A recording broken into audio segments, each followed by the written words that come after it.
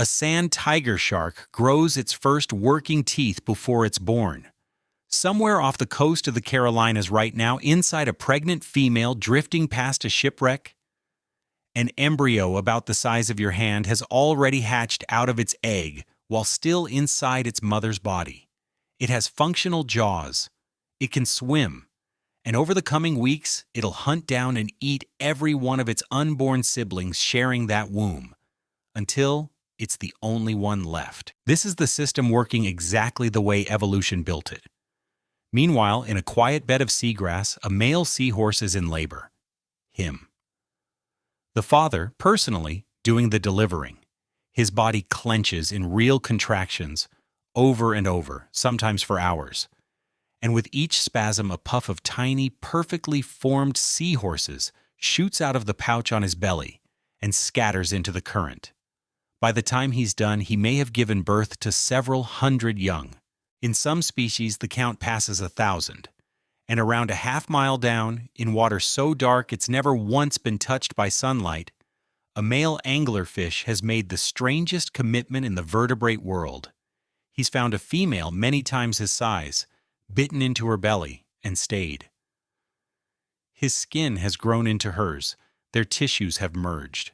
Eventually, their blood supplies will connect, and he'll live off her body for the rest of his life, permanently attached. A father welded to the mother of his offspring. An embryo that hunts, a father in labor, a mate who gives up his entire body. Line all three of them up against the record for the most extreme reproductive commitment ever documented in the ocean, though, and all three lose. That record belongs to a pale octopus about the size of a dinner plate on a ledge of bare rock, nearly a mile down in a submarine canyon off the coast of California. A mother who, as far as anyone can tell, did absolutely nothing for 4.5 years. She didn't hunt. She was never once seen eating. She simply draped her body over a cluster of eggs about the size of small olives and held on, month after month after month, while a team of scientists from Monterey kept sending a robot down to check on her, year after year, fully expecting each visit to be the last. 53 months. It's the longest egg-brooding vigil ever recorded for any animal on Earth, and by a wide margin. What her stillness actually bought, and why it beats the shark and the seahorse and the melted anglerfish, is where this whole story is headed. Because giving birth in the ocean comes down to one problem. Every single parent in the sea, from a coral polyp to a 40-ton whale, is answering the same brutal question with the same limited budget. You've only got so much energy to spend on the next generation. So how do you split it? Do you spend almost nothing on each offspring and buy millions of lottery tickets? Or do you pour everything you have into one single ticket and then guard it with your life? Every bizarre birth in the ocean, every strategy that makes you wince or laugh or refuse to believe it sits somewhere on the line between those two extremes. And when you arrange them in order, from the parents who spend nothing on billions to the parents who spend everything on one, a pattern appears. Each strategy on that ladder exists because the strategy below it leaks. The cheap approach loses almost every offspring, so some lineages started protecting the eggs. Protected eggs still hatch into helpless larvae, so some parents started carrying their young inside their own bodies. A body can shelter young, and then the obvious next step is to feed them. And once you're feeding multiple embryos inside one body, they can start competing. And in at least one animal, that competition turned into open predation before birth. Follow the ladder far enough and you reach parents who hand over their tissues, their immune systems, even their lives. Nobody designed this progression. It's just what happens when a few 100 million years of trial and error keep asking one question: what's an offspring worth to you? So that's the climb ahead of us. We're going to start at the very bottom rung, where a parent's entire contribution to its children fits into a single night, and the odds against any one of them make a Powerball ticket look like a safe investment. And step by step, we're going to climb toward that ledge in the canyon off California, through fathers who starve for weeks with their mouths full, mothers who build paper boats for their babies, wombs that work like arenas, and a fish that solved loneliness by turning its own mate into a body part. Some of it will read like a freak show. Every rung of it is a rational answer to the failure sitting one rung below it. By the end, you'll be able to look at the strangest birth in the sea and tell exactly what problem it was invented to solve. Start at the bottom. Late spring, the Great Barrier Reef, a few nights after the full moon. For most of the year, a coral is about the least dramatic animal you could point to. It sits there. It filters water. It grows at roughly the pace of a fingernail. And then, on one particular night, triggered by cues scientists have spent 4 decades teasing apart: the water temperature, the phase of the moon, the fading of the evening light, entire reefs begin to spawn at once. Coral colonies release millions upon millions of tiny pink and orange bundles, each one packed with eggs and sperm, and they all let go within the same narrow window, sometimes within the same half hour, along stretches of reef running for miles. Divers who've been in the water for it describe an upside-down snowstorm, a blizzard rising instead of falling, so thick that the beam of a dive light turns into a wall of drifting confetti. The slicks of spawn that gather at the surface are large enough to spot from the air. Here's the detail that still gets me. Nobody knew this happened until the 1980s. We'd put men on the moon a decade before we knew what coral reefs, the largest living structures on the planet, did on their most important night of the year. A small group of young researchers working around James Cook University in Australia pieced it together starting in 1981, sitting in the dark on reefs with flashlights, night after night, until the water exploded around them. By 1984, they'd published the discovery in the journal Science, and follow-up work documented over 100 coral species joining the same synchronized event, one of the most spectacular reproductive acts on Earth, performed annually on a structure you can see from orbit. And it went completely unnoticed by science until roughly the era of the first personal computers. And once people started watching properly, the mechanism underneath the spectacle turned out to be a stack of timers, 3 of them, layered. Sea temperature over the preceding weeks sets the month, warming water pushing the eggs toward ripeness. The moon sets the night. Corals carry light-sensitive proteins called cryptochromes in their tissues, from the same family of proteins that help set daily rhythms in animals with actual eyes. And those proteins respond to the dim blue wash of moonlight, which means a colony with no eyes and no brain reads the lunar calendar straight through its own skin. Sunset sets the hour, the fading of daylight starting a countdown a few hours long. Stack all 3, and you get an appointment precise enough that colonies scattered across miles of reef, with no way to signal one another, arrive inside the same half hour. That precision is also the vulnerability. Coastal lighting can smear the moonlight cue on reefs close to shore, and work published out of the northern Red Sea has documented spawning that now runs more scattered across nights than the older records for those same reefs describe. It matters, because a broadcast spawner whose neighbors release on Tuesday while it releases on Friday is, functionally, spawning alone. Why synchronize?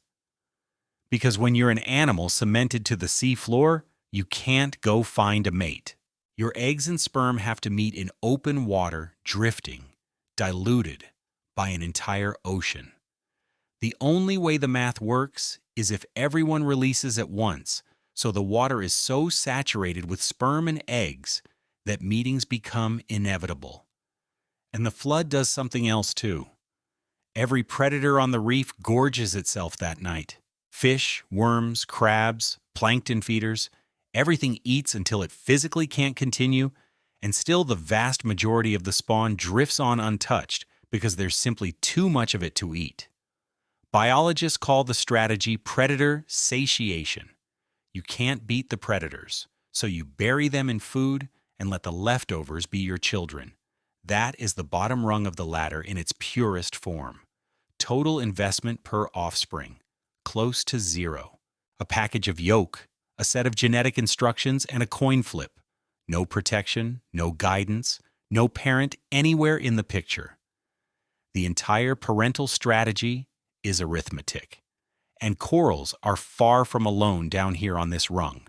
A single female Pacific oyster, an animal most Americans only ever meet on a plate with a squeeze of lemon, can release tens of millions of eggs in a spawning season, with some estimates running to 50 million or more from one individual. A big female Atlantic cod carries several million eggs at a time.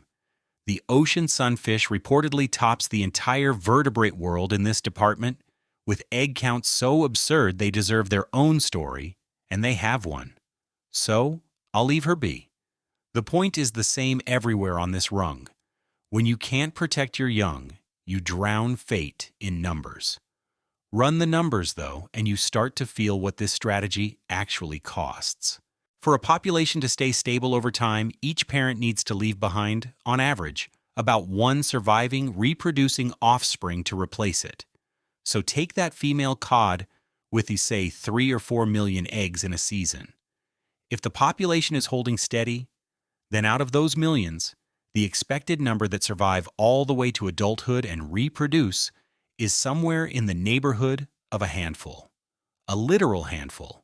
Total, out of all those millions. Every other egg, every other larva, all those millions become food. They feed the jellyfish, the herring, the seabirds, the filter feeders, the whole hungry middle of the ocean. Marine biologists have a phrase for the drifting fog of eggs and larvae that broadcast spawners pour into the sea.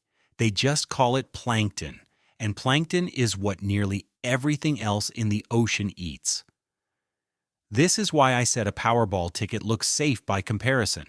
Your odds of hitting the Powerball jackpot are about 1 in nearly 300 million, and Americans line up for that every week. A cod egg drifting in the North Atlantic is playing a game with roughly comparable odds, except the prize is simply getting to exist and the house takes its cut in teeth. And the strangest part is that this lottery is a perfectly good strategy. It's run continuously for hundreds of millions of years. Corals were spawning under full moons before the first dinosaur hatched. As long as tickets are cheap and you can print millions of them, somebody in your brood wins eventually. The strategy only feels cruel if you make the mistake of caring about individual eggs, and the strategy's entire genius is that it does not. But the bottom rung leaks, and it leaks in a very specific way. Everything depends on conditions the parent can't see and will never know about.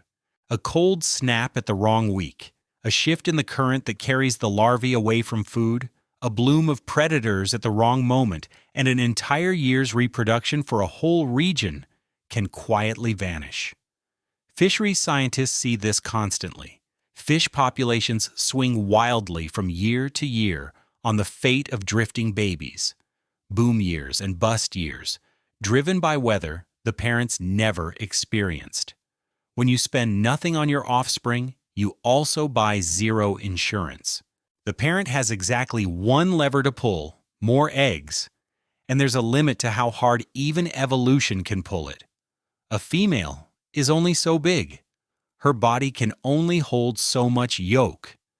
This is old knowledge, and it arrived by way of a fishery nobody could predict. In 1914, a Norwegian scientist named Johan Hjort, trying to explain why herring and cod stocks boomed and collapsed with no obvious relation to how hard anyone was fishing them, proposed that a year class is decided almost entirely in its first few weeks of life. A larva burns through the yolk it was issued, and then it has to find food in the right place inside a window of days. Hit that window, and the year class is enormous, a wall of fish that will dominate the catch for a decade. Miss it, because a shift in the wind pushed the drifting larvae off the feeding grounds, or because the plankton bloom peaked 2 weeks early, and the year class is a rounding error, and the fishery will feel the hole 5 years later, when those fish should have been adults. A century of survey work has complicated Hjort's picture in every direction without dislodging the core of it. The parent's contribution ended the night she spawned. Everything after that is weather. which means that once egg numbers hit their ceiling, natural selection starts poking around for a different lever entirely. And the next lever is obvious the moment you say it out loud. If you can't buy more tickets, protect the tickets you have. Wrap the egg in something, hide it, stand guard over it. Even a slight improvement in the odds of each egg is worth a fortune because the odds start so close to zero. Shave the death rate just a little, and you can afford far fewer eggs while coming out ahead. This is the trade that quietly reorganized reproduction all over the ocean. Fewer offspring, more spent on each. Rung by rung, the rest of this story is just that trade being pushed further than you'd believe. You can stand on an American beach on the right spring night and literally hold the first upgrade in your hands. All along the Southern California coast, from around Santa Barbara down past San Diego, lives a slim silver fish called the grunion.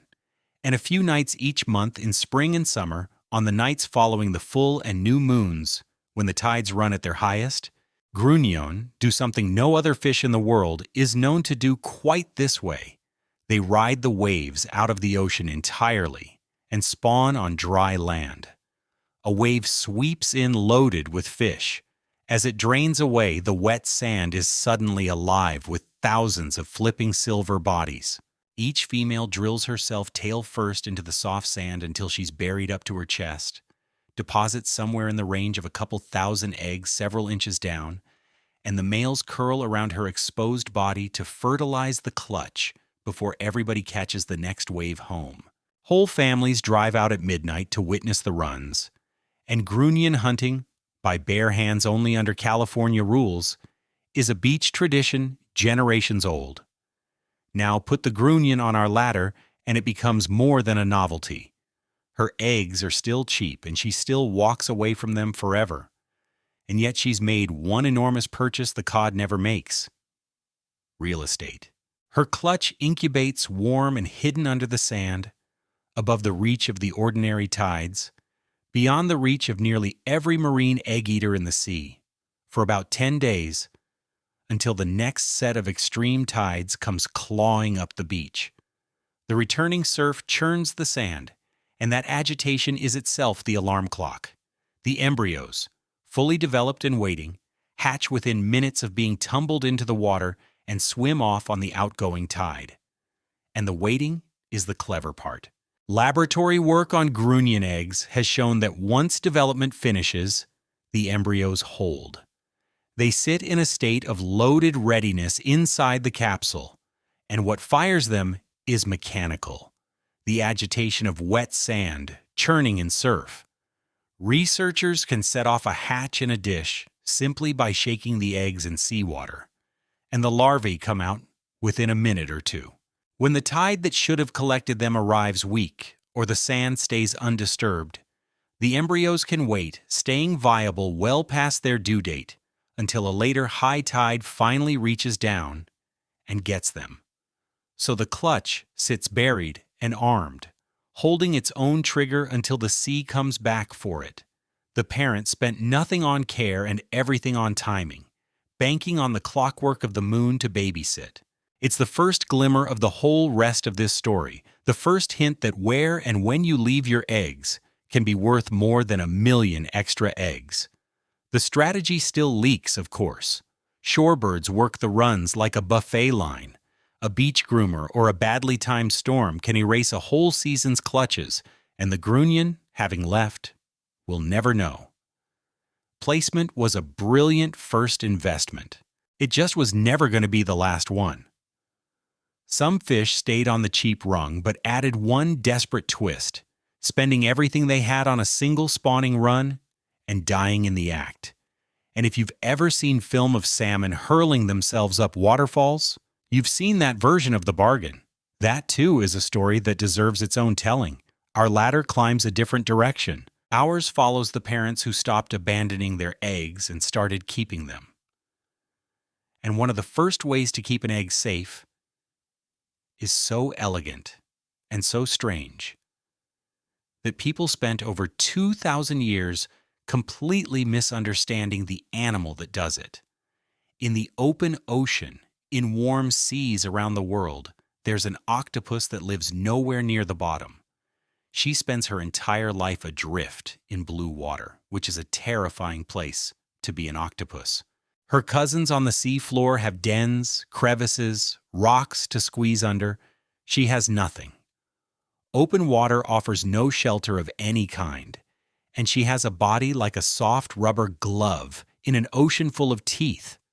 She's called the Argonaut or the paper nautilus, and her solution to homelessness is one of my favorite behaviors in the entire animal kingdom. She builds her own shelter from scratch out of her own secretions. 2 of her arms carry wide, flattened webs, and those webs sweat out a thin, white, ribbed spiral shell, a delicate case that looks like a nautilus shell left out in the sun until it faded to paper. She rides inside it like a woman in a one-seat rowboat, arms out, jetting through the blue. Here's the twist that matters for our ladder, that shell is a nursery. Unlike a true nautilus shell, it's never attached to her body.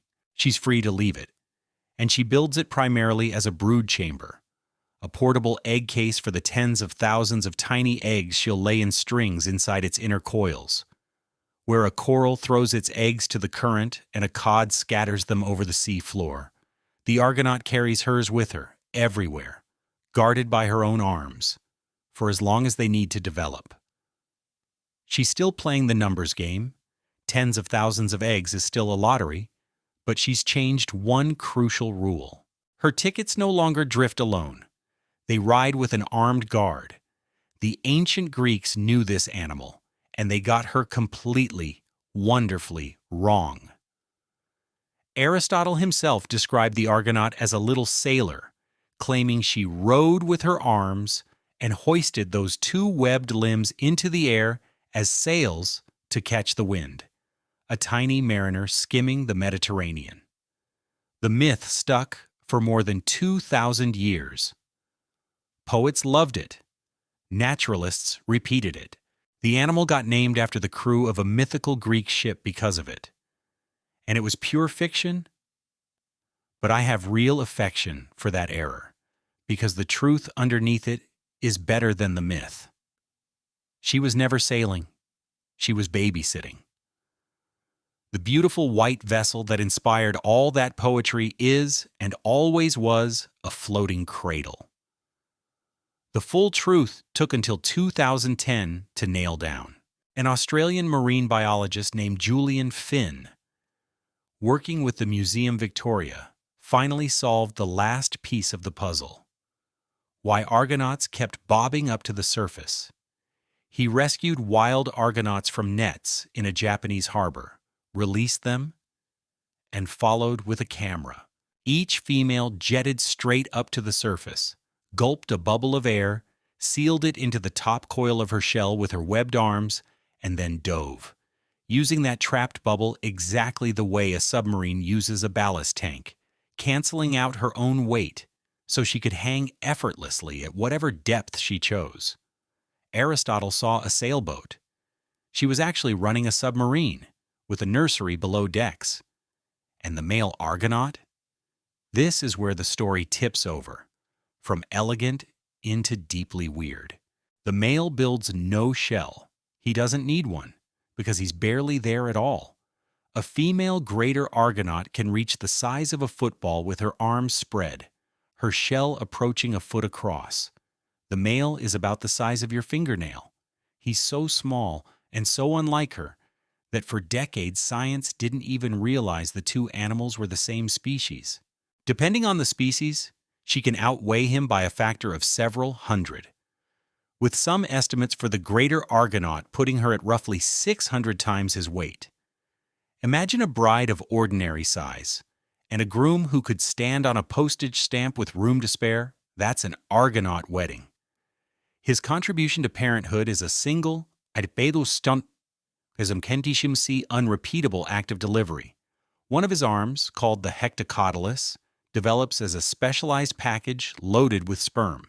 When he finally encounters a female drifting in all that open blue, he doesn't stay with her. He cannot. What happens instead is that the arm itself detaches from his body, and it crawls on its own, into her mantle cavity, where it stays. She may keep it there for a long time, and researchers examining females have found several of these disembodied arms tucked inside a single individual, souvenirs from multiple mates, held in storage until she's ready to fertilize her eggs.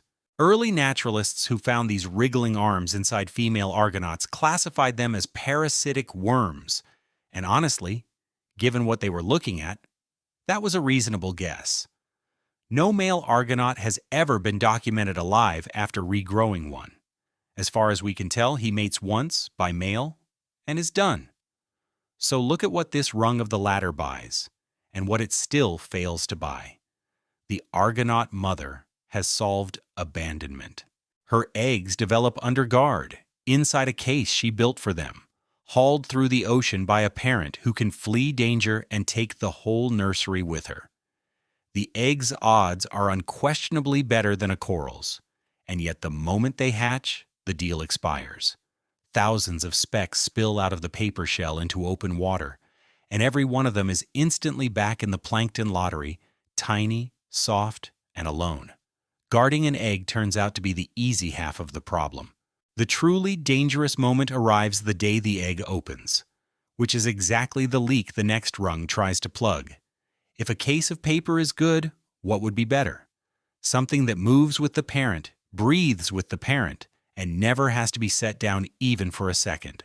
Somewhere in the ancestry of several unrelated fish, evolution noticed that a parent already owns a fortified, well-ventilated, climate-controlled chamber that predators almost never get into: the mouth. In the Banggai Islands of Indonesia, there's a small, spectacular fish, silver with bold black bars and a spray of white spots, called the Banggai cardinal fish. Aquarium keepers know it well. What most people don't know is what the male does after mating. The female produces a modest clutch of eggs, often only a few dozen, each one enormous by fish standards, and the male takes the entire clutch into his mouth. And then he closes it, and he keeps it closed for about a month. Hold that in your head for a second. For roughly 30 days, this fish, an active, hungry, warm water predator of plankton, doesn't eat. He cannot. His mouth is a nursery now, packed wall to wall with developing eggs, and later with hatched young that continue sheltering in there. He holds his jaw slightly open just enough to pump fresh water across the brood, aerating them the way a fan aerates a nursery ward. He carefully spits out any egg that dies, keeping the chamber clean so fungus can't take hold and spread to the living. All month, his own body is consuming itself to pay the bills, burning through fat reserves, then muscle. Researchers who study mouth-brooding fish document real, measurable body deterioration across a brooding cycle, a father physically shrinking as his children grow, gram for gram, in the dark just behind his teeth. Nature being nature, there's fine print, and I'd be lying to you if I skipped it. Skinny, starving fathers holding a mouthful of protein face an ugly arithmetic, and sometimes the arithmetic wins. Mouth-brooding males of various species have been documented swallowing part of their own brood, and occasionally all of it, particularly when the clutch is small or the male's condition is poor. Biologists call it filial cannibalism. And as grim as it sounds, it follows the same cold budget logic as everything else on this ladder. A clutch too small to justify a month of starvation is worth more to the future as fuel, keeping the father alive to breed again, than as a batch of offspring he might be too weakened to finish raising. The strategy is devotion with an escape clause written in the smallest possible font. There's a gentler variation on this rung in American waters, and it's one of my favorite animals in the Caribbean. The yellowhead jawfish is a slim, pearl and lemon-colored fish, a few inches long, that lives in a burrow it digs in the sand and hovers above it like a question mark. After mating, the male broods the eggs in his mouth for around a week and a half, and he's a somewhat more pragmatic parent than the cardinal fish. Aquarists and divers have observed that jawfish males will briefly set the egg mass down in the safety of the burrow, grab something to eat, and then scoop the clutch right back up. He rotates the egg ball in his jaws, tumbling it gently so every egg gets oxygenated water like a baker turning dough. And a diver who catches him at the right moment sees one of the ocean's oddest sights, a small fish whose entire face appears to be made of glittering eyes, hundreds of tiny developing eyeballs peering out from between his lips. American waters hold a homegrown champion of this rung too, and almost nobody gives him credit, possibly because his species is best known for stealing bait. Ask anyone who fishes the Gulf Coast about the gaff topsail catfish, and you'll get complaints. What you'll almost never hear is what the males do every summer. Sea catfish eggs are some of the largest eggs of any bony fish, approaching the size of marbles. And after spawning, the male takes the entire clutch, a few dozen at most, into his mouth and keeps it there, through incubation, through hatching, and then well beyond, sheltering his fry until they're truly ready for the world. The full ordeal is commonly reported to run for many weeks, with the male fasting through some or all of it, cruising the murky bays of Texas and Louisiana with his cheeks full of children.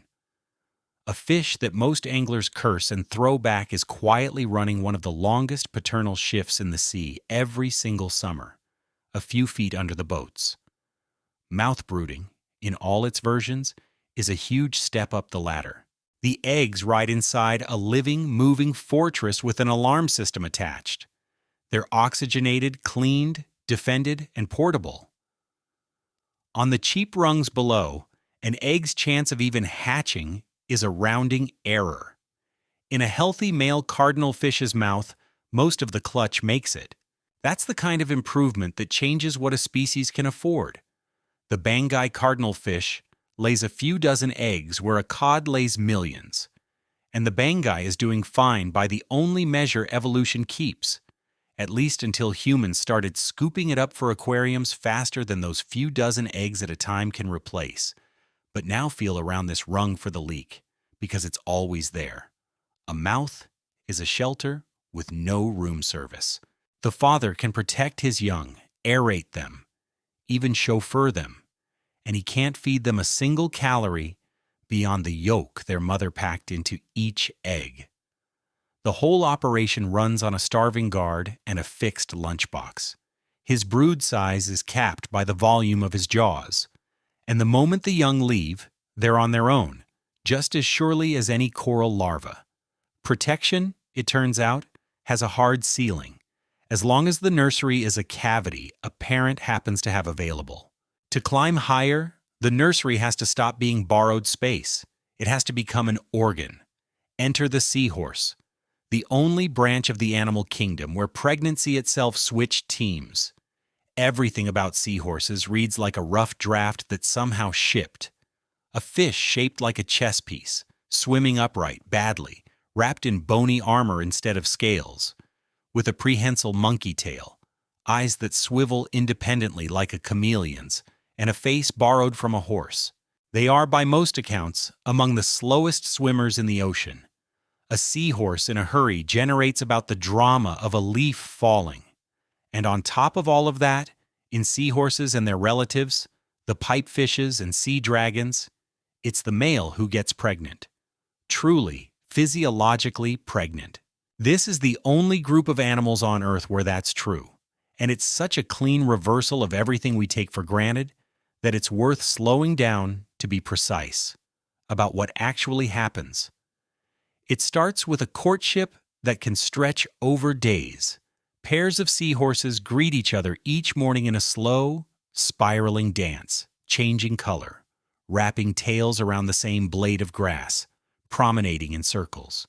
Researchers believe these daily dances help the pair synchronize their reproductive timing, because the handoff that follows requires split-second coordination from two of the clumsiest swimmers alive. When the moment comes, the pair rises through the water, pressed belly to belly, and the female does something no other female vertebrate does quite this way. Using an egg-laying tube, she She deposits her entire clutch of eggs directly into a pocket on the male's abdomen, a built-in pouch of skin called the brood pouch. His body seals the opening. From that moment, the eggs are his. And here's where the seahorse leaves the mouth brooders one full rung below. The pouch goes far beyond a mouth holding a lunchbox. It's a purpose-built pregnancy organ, and it behaves like one. The male fertilizes the eggs inside it, and the eggs embed against the pouch's inner wall, which flushes with blood vessels around each embryo. The pouch supplies the embryos with oxygen and carries off their waste. It runs climate control too. Early in the pregnancy, the fluid bathing the embryos is close to the chemistry of the father's own body fluids. And over the weeks that follow, he gradually shifts it, step by step, toward the salinity of seawater, so that birth day is chemically painless, the newborns stepping from a private ocean into the real one without shock. There's even evidence that the pouch passes some nutrients and protective compounds to the young, a modest meal plan on top of the yolk their mother packed. Protection, ventilation, waste disposal, climate control, and a snack bar. That is a womb by any honest definition. If that sounds like an overstatement, the molecular biology backs it up. A team led by Camilla Whittington at the University of Sydney studied the big belly seahorse, a species whose pregnancies run about 34 days, and tracked what happens inside the male's pouch across that month. As the embryos grew, the pouch lining thinned dramatically and sprouted dense networks of new blood vessels, folding into wrinkles to pack in more surface area, bringing the father's blood and the embryos into ever closer contact, which is precisely, almost embarrassingly, what the placenta does in a pregnant mammal.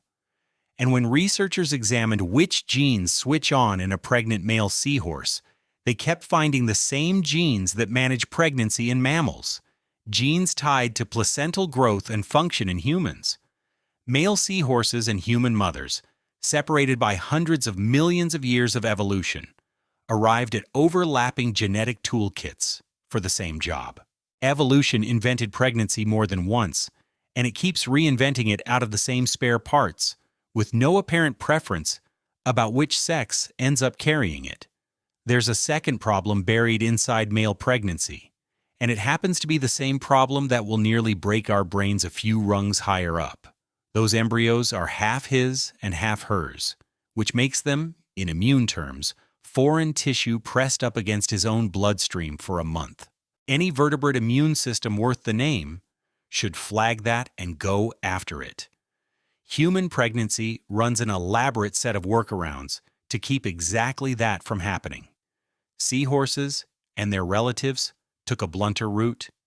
Genome work on the family, beginning with the tiger-tail seahorse genome published in Nature in 2016 and extended by later comparisons across pipefishes and sea dragons, found that these fish have lost genes central to one entire arm of adaptive immunity, the machinery that presents foreign material to helper T cells. Dropping that should be reckless for any backboned animal. Across the syngnathids, it lines up with the arrival of the brood pouch, which suggests the trade paid. Surrender a layer of immune surveillance, and gain the ability to carry another animal's genes inside your own tissue without your body declaring war on your children. Keep that receipt. The deep sea is about to hand us a much larger version of the same bill. Then comes labor, in the full clinical sense of the word. A male seahorse at term is visibly, almost comically swollen. When birth begins, usually at night, his whole body pumps, bending and snapping straight, muscular contractions squeezing the pouch in waves. And this can go on for hours. Each contraction fires a cloud of fully formed, free-swimming miniature seahorses out into the water, each about the size of a grain of rice, transparent and instantly on its own. Depending on the species, a single birth can release dozens, hundreds, and in the big-bellied species, over 1,000 young. And within hours, sometimes the same day, his mate is ready to hand him the next clutch. During the breeding season, a pair can run pregnancies essentially back to back, an assembly line where the assembly happens inside the father. And the seahorse family tree makes this rung even better because the relatives are still alive, and together they form something biologists almost never get: a photograph of an organ evolving, taken across living species. The seahorse belongs to a family of a few hundred species, the syngnathids, and their brooding equipment spans every step between a bare patch of skin and a sealed womb. In some pipefish, the male simply glues the eggs to the outside of his belly or tail, exposed to the water, protected by nothing except his vigilance. Other species add low ridges of skin partially shielding the rows of eggs. Others fold flaps most of the way around the brood. And at the far end sit the seahorses, with the fully enclosed, fully plumbed pouch, zipped shut around the clutch with only a small opening to the sea. Line those living species up, and you can all but replay the evolution of male pregnancy step by step, each stage still swimming around today, because each stage was already better than the one before it. Off southern Australia, the sea dragons, gaudy seahorse cousins dressed in leaf-shaped streamers, take a middle path. The male carries more than 100 eggs embedded in a spongy patch of tissue on the underside of his tail, each egg socketed into his flesh like a jewel in a setting, fed with blood vessels, ripening against his body in open water. Evolution keeps every draft of this invention in print. That is how you know the invention pays. Why would evolution flip the roles here, of all places? Follow the budget and it makes sense. In most animals, the egg maker is the parent who invests more from day one, eggs being expensive and sperm being cheap, so the egg maker tends to become the choosy sex while the other competes for access. Seahorses rewired the cost. Once the male took over gestation, he became the parent spending the most time and energy per brood. His pouch, and the weeks each pregnancy occupies it, became the scarce resource. In several pipefish relatives, the logic has run so far that the classic roles fully swap. Females grow the bright ornaments and compete, sometimes aggressively, for access to males, while males shop among competing females. Ornamented, pushy females and choosy, pregnant males. Every romance novel convention in the animal kingdom, running in reverse, all because of who holds the nursery. Before we get too misty about Father of the Year, though, the pipefish side of the family has a habit of reminding biologists that a pregnancy organ is still governed by the same cold accounting as everything else on this ladder. In studies of Gulf pipefish, a species from the American Southeast, researchers led by Kimberly Paxholt and Adam Jones found evidence that pregnant males aren't neutral incubators at all. Broods received from larger, more attractive females fared better in the pouch, while broods from less impressive mates were more likely to dwindle, and the data pointed somewhere uncomfortable. Males appear able to draw resources back out of a brood, quietly absorbing some of the embryos they carry, banking those calories toward a better future brood. A father's pouch, it turns out, can double as a wallet, and some deposits get spent. It's one of the strangest conflicts of interest ever documented: a parent and a nursery negotiating over the same bloodstream. And it foreshadows something we'll meet again higher up the ladder. The moment a family shares one body, the family starts competing inside it. Still, stand back and look at what this rung achieves. A seahorse egg develops with better odds than almost anything we've met so far. It's sealed inside a parent, oxygenated, defended by armor plating, chemically eased into the world. Seahorse clutches number in the hundreds, where cod clutches number in the millions, and seahorses persist just fine on those numbers.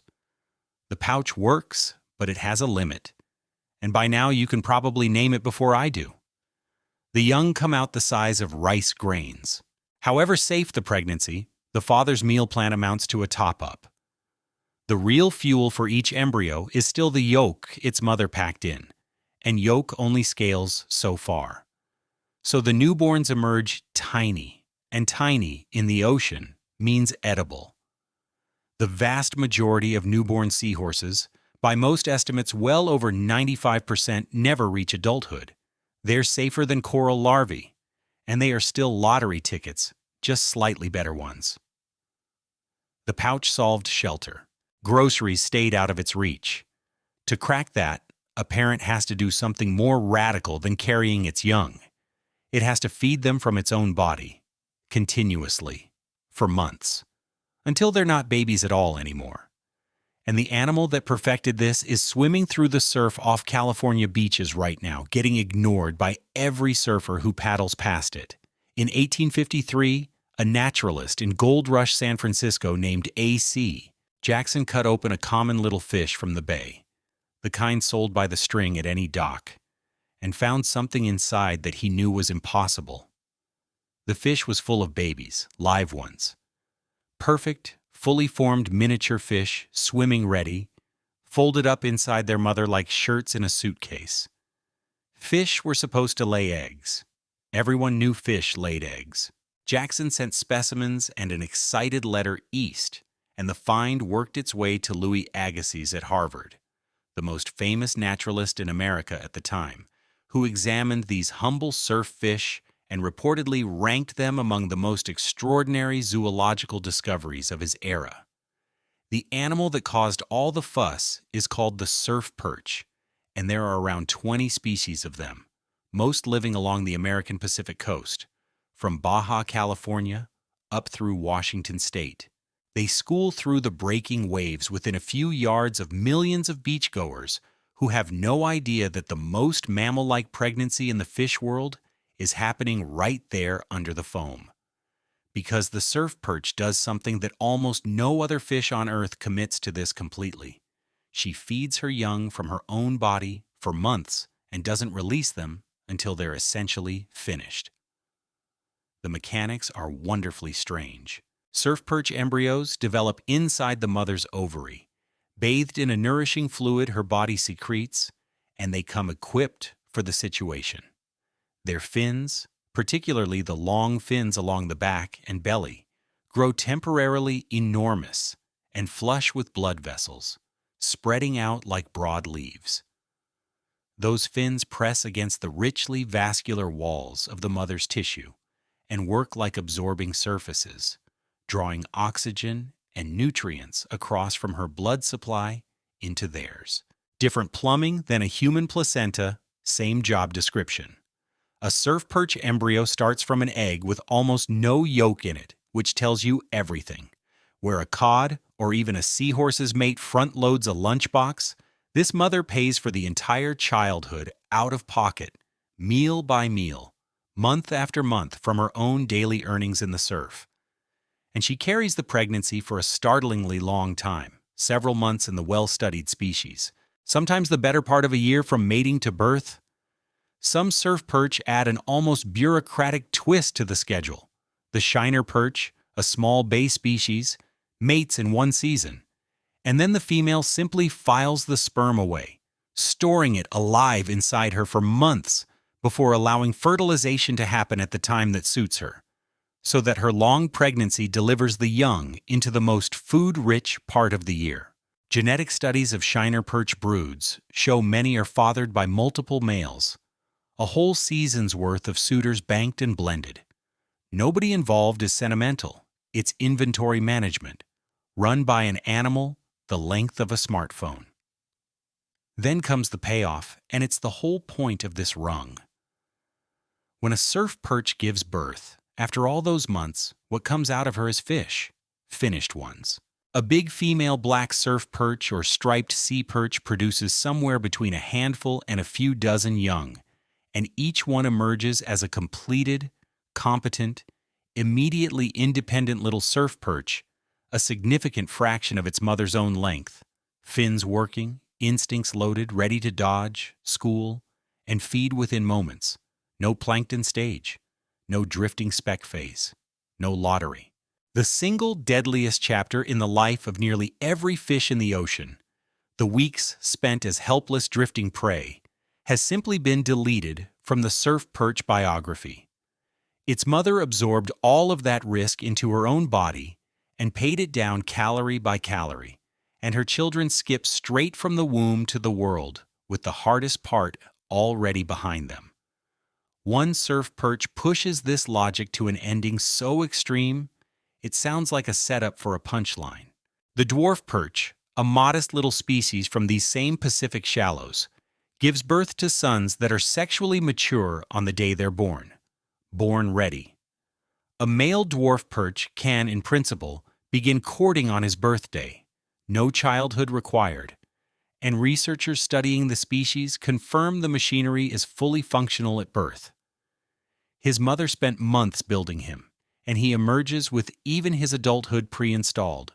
As far as parental investment goes, that's the deluxe package with every option checked, a finished adult, delivered.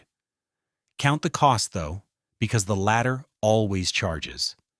A female cod turns her annual energy surplus into millions of tickets. A female surf perch turns hers into perhaps a dozen sure things, and a dozen is a terrifyingly small number if anything goes wrong with her. She can't spread her risk across the seasons, the way a broadcast spawner effectively does. Her whole reproductive year swims inside her, concentrated in one vulnerable, catchable, edible body in the surf zone where seals, bass, cormorants, and fishermen all hunt. Every rung we climb keeps making the same trade at a steeper angle. Fewer offspring, worth more each, riding on fewer rolls of the dice. And metrotrophy, the technical name for feeding your young from your own body, introduces a brand new problem, one that no coral, no argonaut, no cardinal fish ever had to face. The moment several embryos start drawing from a single parental money supply, those embryos become something they've never been before on this ladder: rivals. Siblings sharing a womb are sharing a budget. An evolutionary theory is blunt about what happens when family members share a budget. Each embryo would prefer, in the coldest genetic sense of the word prefer, a bigger slice than its mother is inclined to give. In surf perch, the competition stays civilized, a matter of who absorbs a little more. Mostly across the live-bearing world, it stays civilized. There's one animal in the sea where it didn't stay civilized. One animal where sibling rivalry inside the womb escalated all the way to its logical conclusion, and then evolution looked at the result and kept it, because it worked. The fish in question is 300 pounds of muscle with a mouthful of snaggled teeth. It glides through the flooded decks of sunken ships off North Carolina, looking like the villain of every beach movie ever made. And it is, by the numbers, one of the most harmless, large sharks in the ocean, at least to us. To its own brothers and sisters, it's the most dangerous animal it'll ever meet. The sand tiger shark haunts wrecks and reefs along the American East Coast, from Cape Cod down through the Carolinas and the Gulf, and it looks the part of a monster. 9 feet of gray bulk, a hunched back, and a permanent bristle of long, hooked teeth that stick out even when its mouth is closed. Divers adore it, because all that menace comes attached to the temperament of a large, sleepy dog. Sand tigers cruise in slow circles through flooded cargo holds, hovering nearly motionless, thanks to a party trick shared with the argonaut of all animals. They swim to the surface and gulp air into their stomachs to fine-tune their buoyancy. Attacks on humans are rare, and the species has never been a significant danger to people. Its ferocity is real, but it spent that ferocity somewhere most of us would never think to look. In 1948, an American shark biologist named Stuart Springer was examining a pregnant sand tiger when, as the story has been told and retold in marine biology ever since, he reached into the reproductive tract and something bit his hand. Nothing was supposed to be alive in there in any condition to bite. What Springer had found, and what decades of later dissections and studies confirmed in detail, was that a sand tiger pregnancy is an active crime scene. The shark had unborn young with functional teeth, swimming freely inside their mother, and they weren't waiting patiently to be born. Here's the sequence, pieced together by researchers across decades. A female sand tiger has two separate uteri, and she starts a pregnancy the way many sharks do, generously. She ovulates continuously, and early in gestation each uterus may hold a crowd of embryos, 6, 7, or more per side, often fathered by different males, because females frequently mate with several partners in a season. For the first months, everything's orderly. The embryos absorb their yolk, grow, and hatch out of their egg capsules while still inside the uterus. Then the largest embryo in each uterus reaches roughly the length of a dollar bill, and its adult teeth erupt, and the pregnancy changes character. The biggest sibling turns on the others, and over time kills and consumes every last one of them. Scientists call this adelphophagy, which is Greek, and which translates, with no softening available, as eating one's brother. It's worth being precise about the timing, because the timing is what makes the whole system work. The switch flips at a size. Dissection records gathered across decades put the onset of cannibalism inside the uterus at around 4 inches of embryo, roughly the length of a dollar bill, which is also about when the first functional teeth break through the gums. Below that threshold, every embryo in the chamber is a yolk-powered passenger, and the uterus is crowded and peaceful. Above it, one animal per side has weapons while the rest are still passengers. And a few weeks settle the question. You can read the whole sequence off the specimens, which is exactly how it was worked out. Early-term females carrying a crowd of similar small embryos, mid-term females carrying one large embryo with the remains of siblings still identifiable in its stomach, late-term females carrying a single-armed juvenile, and a steady drift of unfertilized eggs coming down to feed it. When the massacre is over, the surviving embryo doesn't simply wait out the rest of the pregnancy hungry. Its mother keeps ovulating month after month, sending a steady conveyor of unfertilized eggs down into each uterus. And the survivor eats those, hundreds of them. A private egg buffet that lasts the rest of gestation. This second behavior has its own name, oophagy, egg eating, and several shark species practice that part alone. The sand tiger is the only shark known to run the full program. Siblings first, then eggs. One champion per uterus, growing at a rate that yolk alone could never fund. After roughly 9 months to a year of gestation, the female gives birth to her entire litter, 2 pups, one from each uterus, each about 3 feet long, a yard of muscle and teeth, born finished and formidable, already among the larger predators in its neighborhood on day 1, with essentially nothing in the nursery grounds that can threaten it. If you want to meet the finished product, you can. Off the coast of North Carolina, in the stretch of sea nicknamed the Graveyard of the Atlantic for the hundreds of ships sunk there, sand tigers gather by the dozens around the old wrecks, hanging in the water above rusting decks like a slow gray weather system. Divers travel from all over the world to drift among them, and the experience converts people. 9-foot predators, jaws permanently bared, gliding past close enough to touch and interested in exactly nothing you're doing. Females in some aggregations show fresh mating scars in season, and researchers tracking the population have found the same individuals returning along traditional routes year after year, the whole coastline functioning as a slow conveyor of courtship, gestation, and birth. Every one of those unbothered giants hanging over the wrecks began life by winning the tournament in the dark.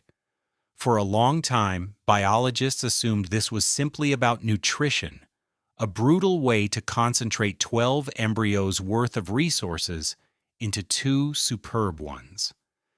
Then in 2013, a team led by Demian Chapman, then at Stony Brook University in New York, added a twist that made the whole system stranger and smarter. Working with pregnant sand tigers recovered from protective shark nets off Richards Bay, South Africa, the team ran paternity tests on the litters. In early pregnancies, the crowded uteri held embryos from multiple fathers, as expected. In late pregnancies, with only the 2 survivors left, the pattern collapsed. The two remaining pups were overwhelmingly full siblings, children of the same father. Whole paternal bloodlines had been present at the start and were simply gone by the end, eaten out of existence. In several litters, males who'd successfully mated and successfully fertilized eggs ended up with 0 offspring born. Think about what that means. In most animals, the competition between males ends at mating.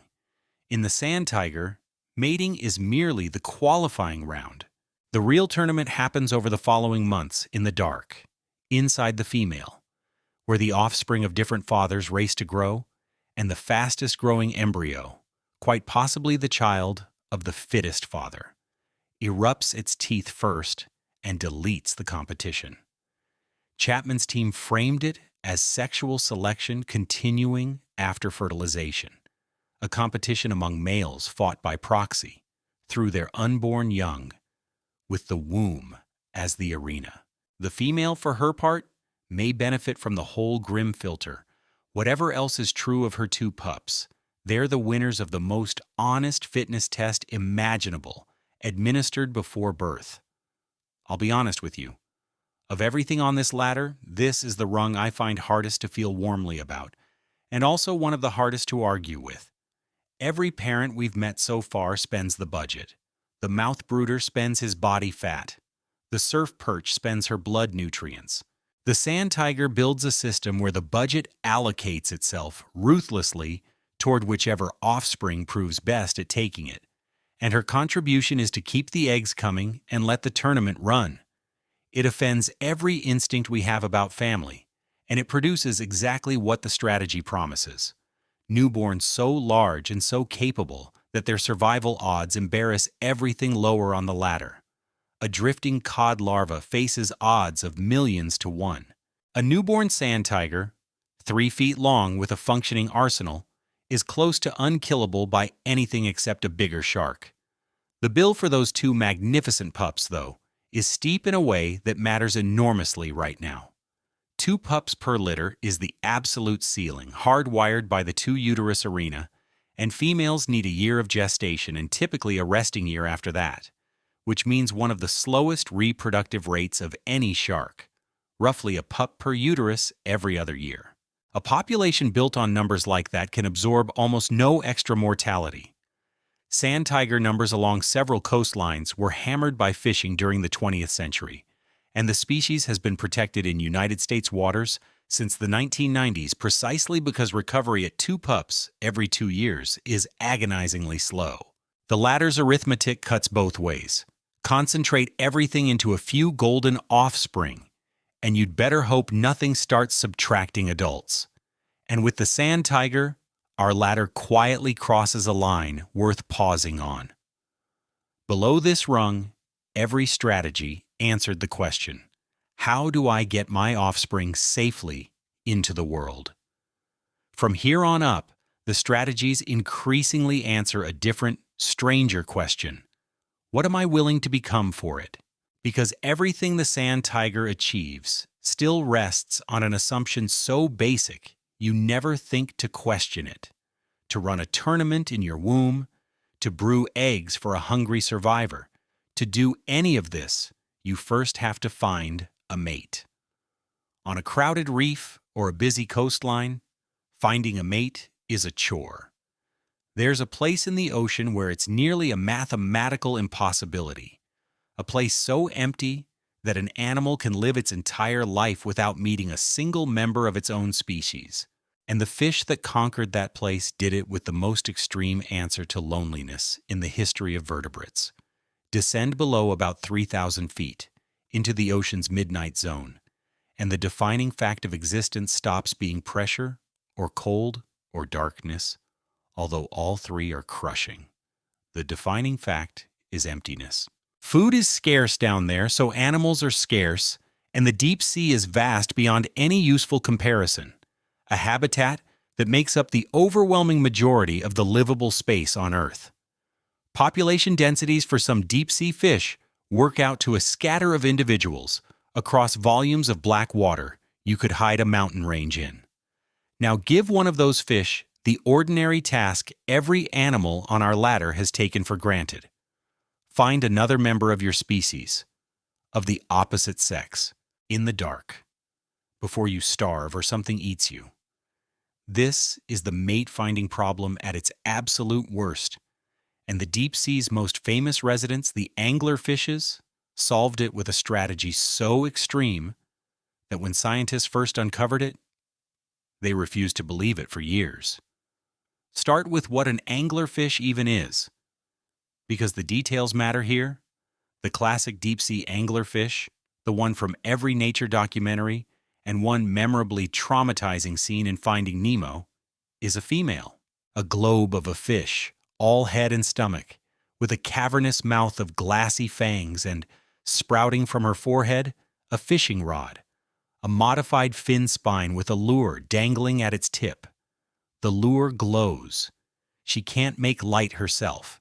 Instead, the bulb is a home for colonies of luminous bacteria, living lanterns she hosts and carries. In the permanent night, that glowing dot is often the only visible thing for hundreds of yards, and curious fish and shrimp come to inspect it. And then the darkness around the little light turns out to have a mouth. She's a superbly engineered ambush trap, and she barely has to move to eat. Depending on the species, she might be the size of a softball or, in giants like Croyer's deep-sea angler, stretch past 3 feet. For decades after anglerfish began coming up in deep nets in the 19th and early 20th centuries, scientists faced 2 nagging puzzles. Nearly every specimen was female, and many of the females had strange little growths attached to their bodies, lumps that looked like parasites, and were often cataloged as parasites.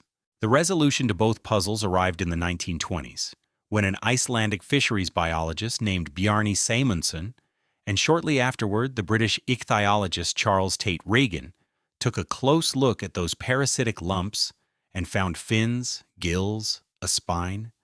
The parasites were the missing males. Regan wrote up the finding with a phrase that still lands like a bucket of cold water.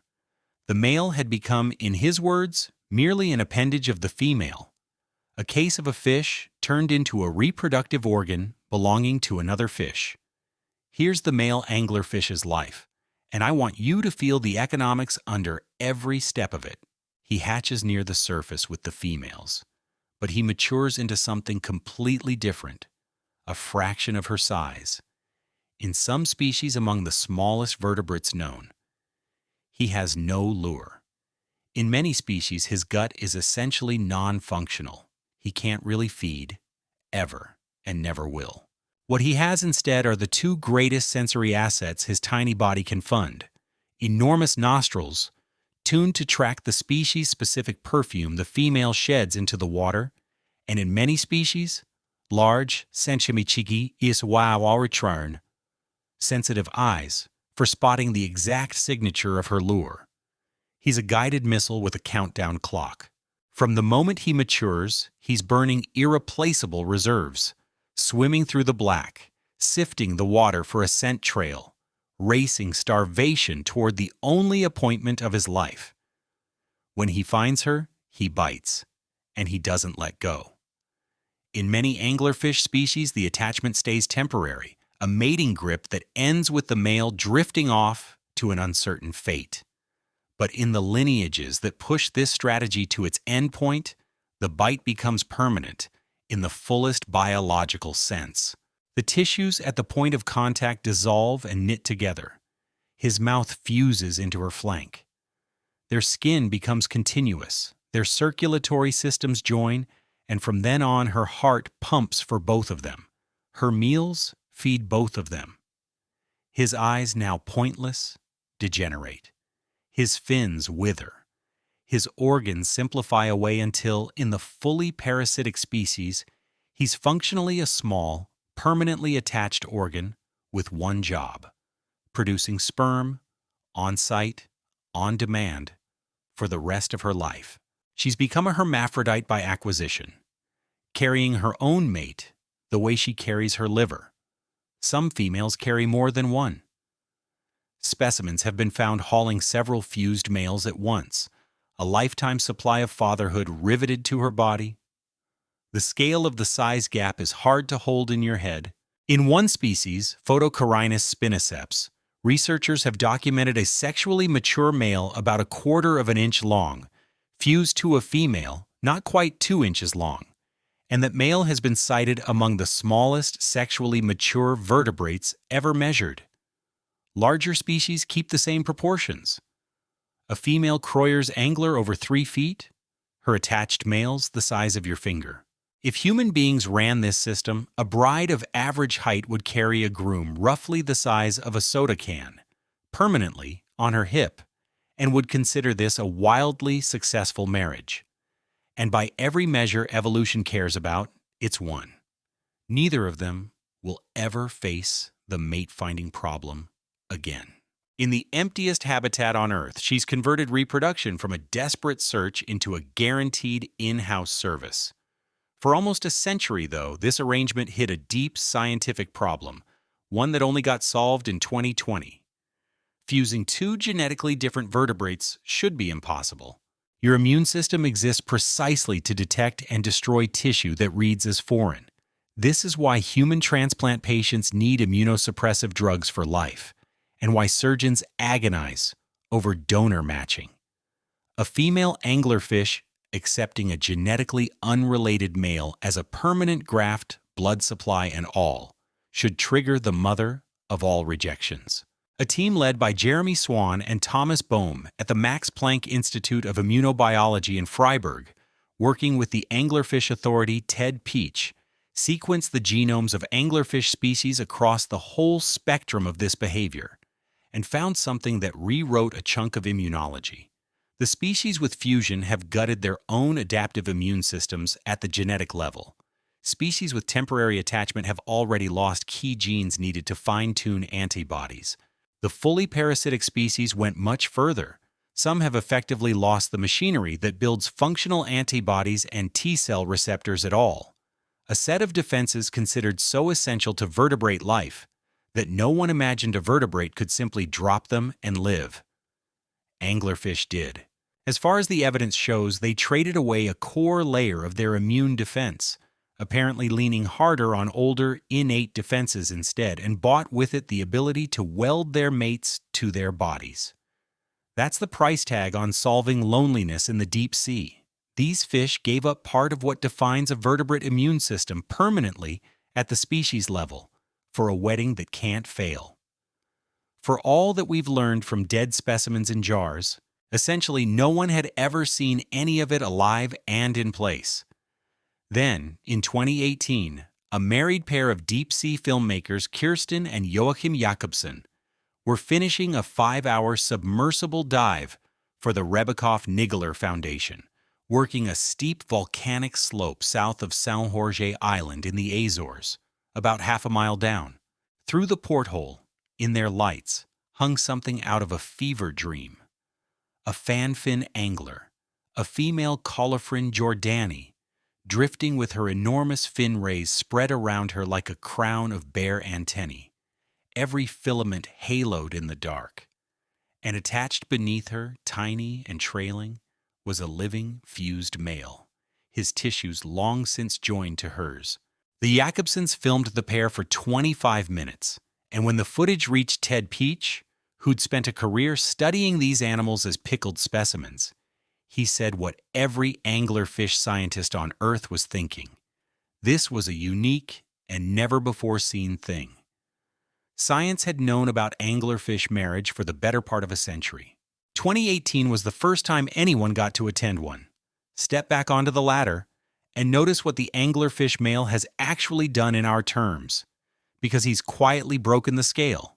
Every parent below him spent resources on offspring, yolk, body fat, blood nutrients, months of time. He spends himself wholesale.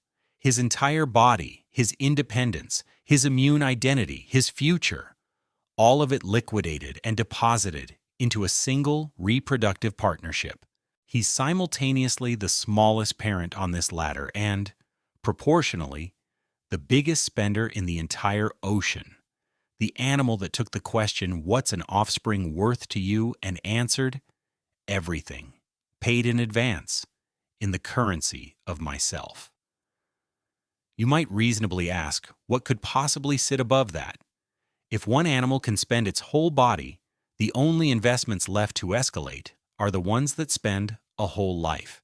Before we climb to that final rung, though, it's worth taking one short detour, because out in the open ocean, there's a creature that looked at this entire ladder, every rung of it, the lotteries and the pouches, and the fused marriages and the arms race of parental sacrifice, and quietly opted out of the game altogether. And it's currently doing better than nearly everyone we've discussed.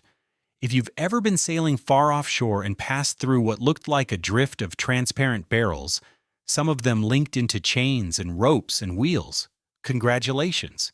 You've met the salp, and you probably dismissed one of the strangest reproducers on the planet as debris. A salp is a gelatinous tube, anywhere from under an inch to several inches long, clear as a shot glass, that swims by gulping water in one end and jetting it out the other, filtering out microscopic algae as the water passes through. People lump them in with jellyfish, and the resemblance is entirely superficial. A salp has a heart, gills, a gut, and a band of nerves, and it belongs to the tunicates, which makes it, believe it or not, one of the closest living relatives of backboned animals among the invertebrates.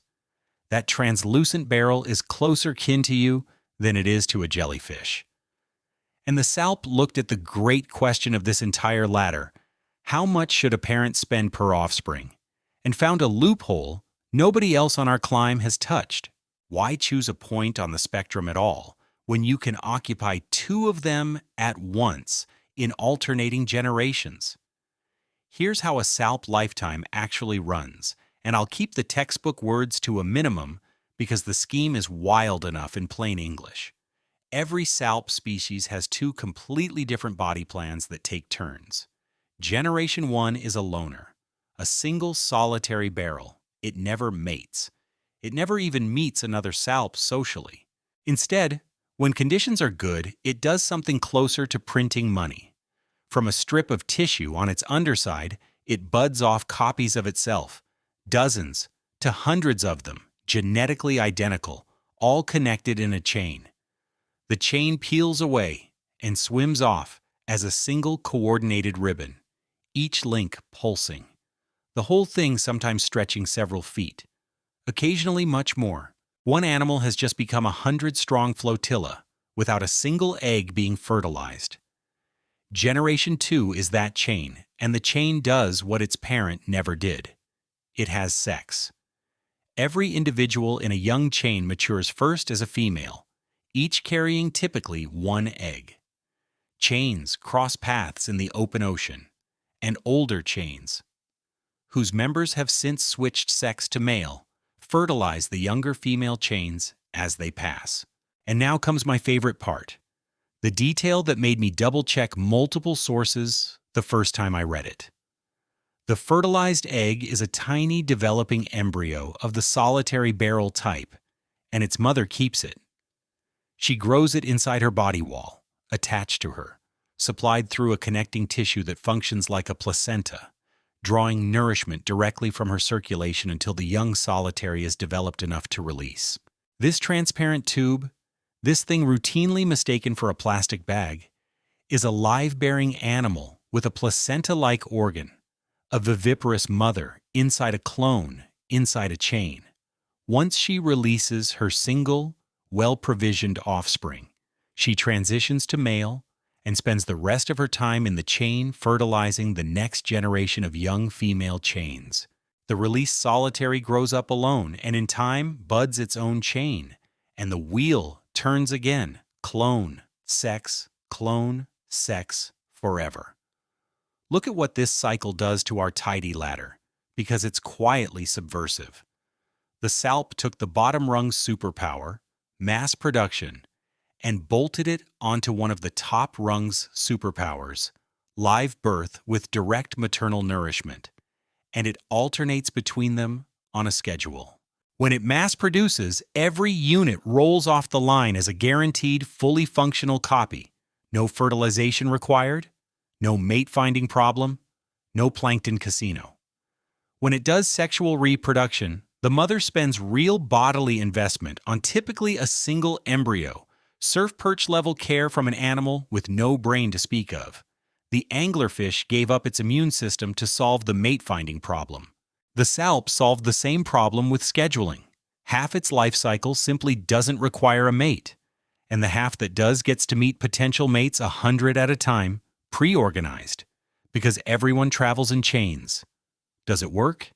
In sheer biological terms, embarrassingly well. Salps are among the fastest-growing multicellular animals ever measured, with reported growth rates of up to roughly 10% of body length per hour under rich conditions, and generation time so short that a population can respond to an algae bloom in days. When the ocean sets the table, salp numbers detonate. Swarms have been documented covering thousands of square miles, dense enough to clog fishing nets and research equipment, briefly making salps, by some accounts, among the most abundant large animal life in a patch of sea. Then, the algae runs out. The swarm crashes and rains down into the deep, and that rain matters far beyond salps. Their dense fecal pellets and sinking bodies ferry carbon from the surface toward the sea floor, a conveyor belt with a real role in the ocean's carbon cycle. The animal that opted out of the parenting arms race spends its blooms quietly hauling carbon into the deep. Nature has a sense of irony. So the obvious question, if cloning plus scheduled sex is this good, why hasn't everything abandoned our ladder and copied the salp? Because the loophole has its own fine print, and it's written in the same ink as everything else in evolution. A chain of clones is genetically one individual, photocopied. Photocopies are magnificent when conditions are stable and terrible when conditions shift, because whatever weakness one copy has, every copy has. And a parasite or plague that unlocks one link can unlock the entire chain and the entire bloom. Sexual reproduction exists in the first place largely because shuffled genes keep offspring unpredictable to their enemies, and the salp knows this, which is why sex remains locked into its cycle, non-negotiable, every other generation. A scheduled reshuffling of the deck. Even the animal that found the loophole can't skip the lottery entirely. It just books the lottery in advance once per cycle and mass produces in between. Call it a discovery that you're allowed to stand on two rungs at once, provided your body plan is strange enough. I find the salp weirdly clarifying, the exception that makes the rule visible.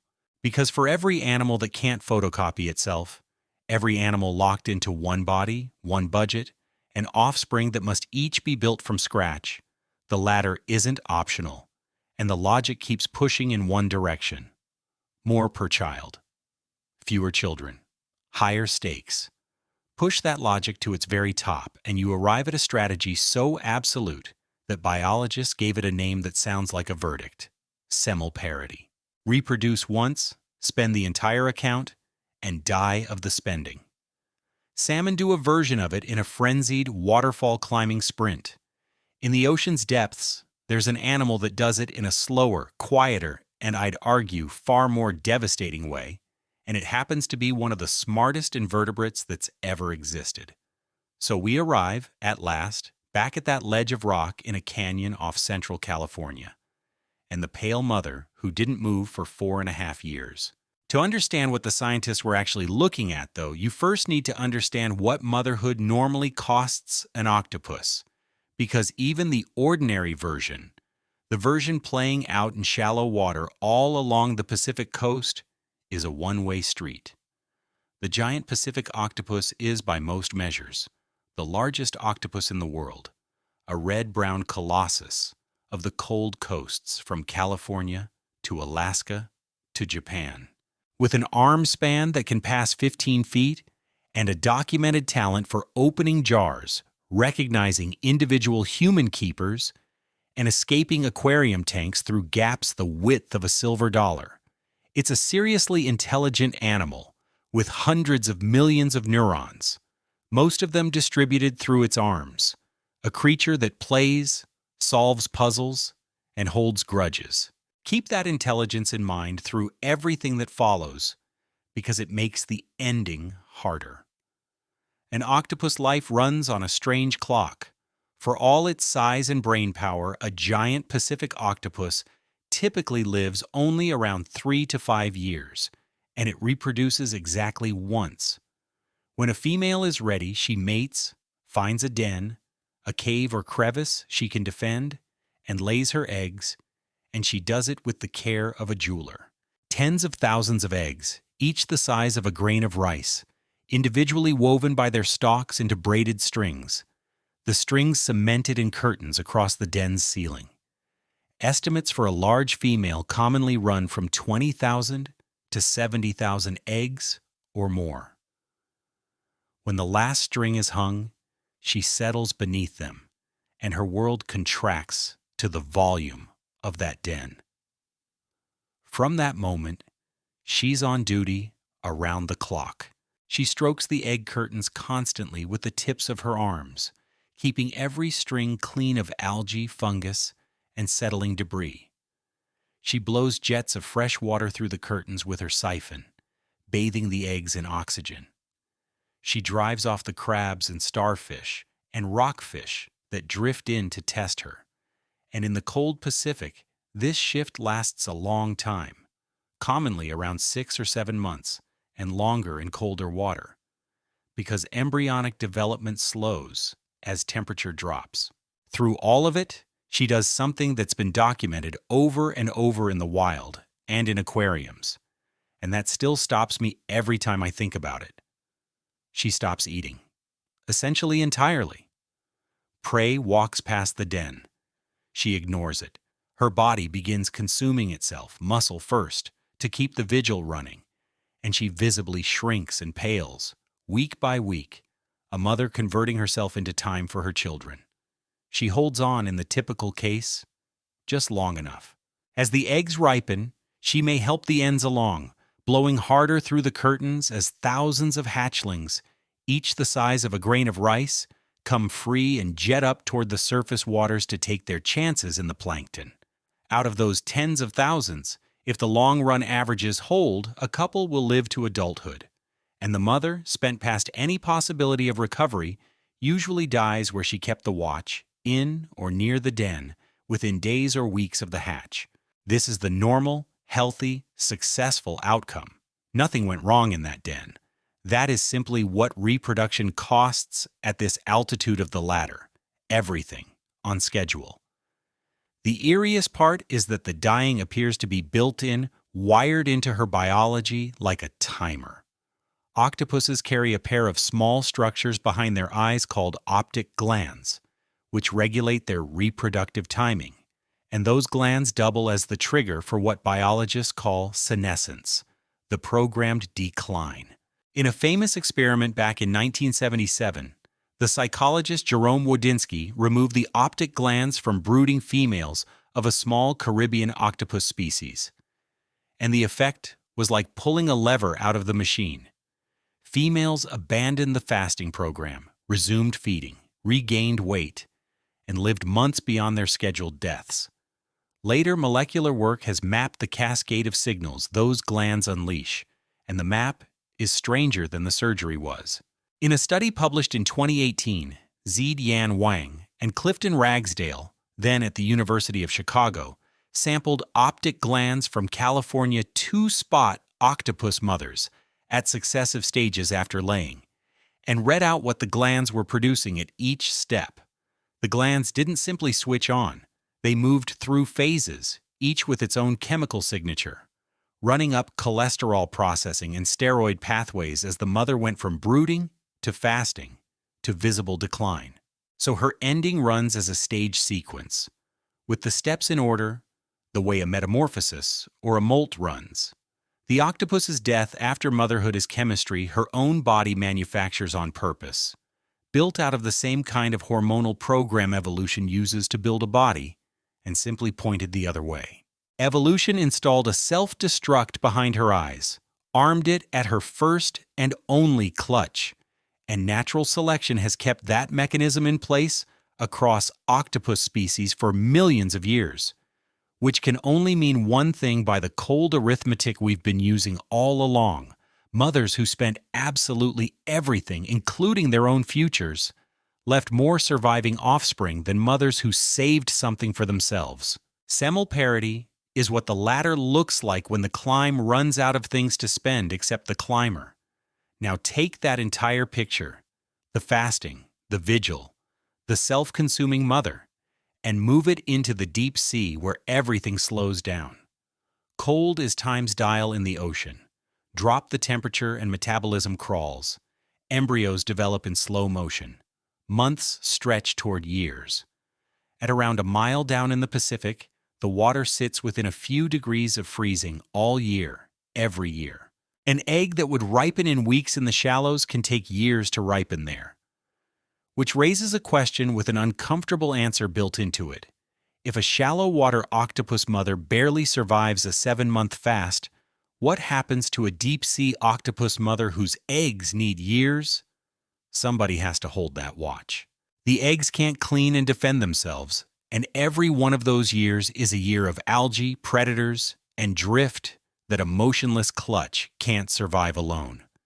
In May of 2007, a team from the Monterey Bay Aquarium Research Institute, led by a veteran deep-sea ecologist named Bruce Robison, was running a remotely operated vehicle along a rocky outcrop in the Monterey Submarine Canyon, about 4,600 feet down, a spot they'd visited before and would visit again because they'd been surveying it for years. On this pass, the cameras picked up a female octopus of the species Granulodon boropacifica, pale purple, deeply textured, about the size of a dinner plate, moving across the rock toward a sheltered vertical face. The team knew her individually. That's worth repeating because it's the hinge of the whole discovery. She had distinctive scars, and on their previous survey of that exact ledge, 38 days earlier, she'd been there and had no eggs. Nobody knew it yet, including her, presumably, but one of the longest documented acts of parenthood in the history of life on Earth had just started, with a robot watching. When the robot returned to the ledge the following month, there she was, clamped onto the vertical rock face, arms curled back over a fresh clutch of eggs cemented to the stone, each egg a slender white capsule that would eventually grow to the length of an olive. The team counted what they could and logged the visit. Deep-sea octopuses were known to brood a long time. This was a chance to finally measure it properly, on a wild animal with a known start date. Nobody on that ship was expecting the measurement to outlast 2 presidential terms. They came back later that year, still there. Same scars, same posture, arms tented over the clutch, her body between the eggs and the open canyon. They came back the next year, still there, and the next, still there. 18 times over the following years, the team dropped a vehicle nearly a mile down the same canyon wall, and 18 times the lights found the same female in the same position on the same ledge, holding the same clutch, in water a few degrees above freezing, in total darkness, under pressure over 100 times what you're sitting in now. The visits stopped feeling like surveys, Robison later admitted, and started feeling like checking in on someone.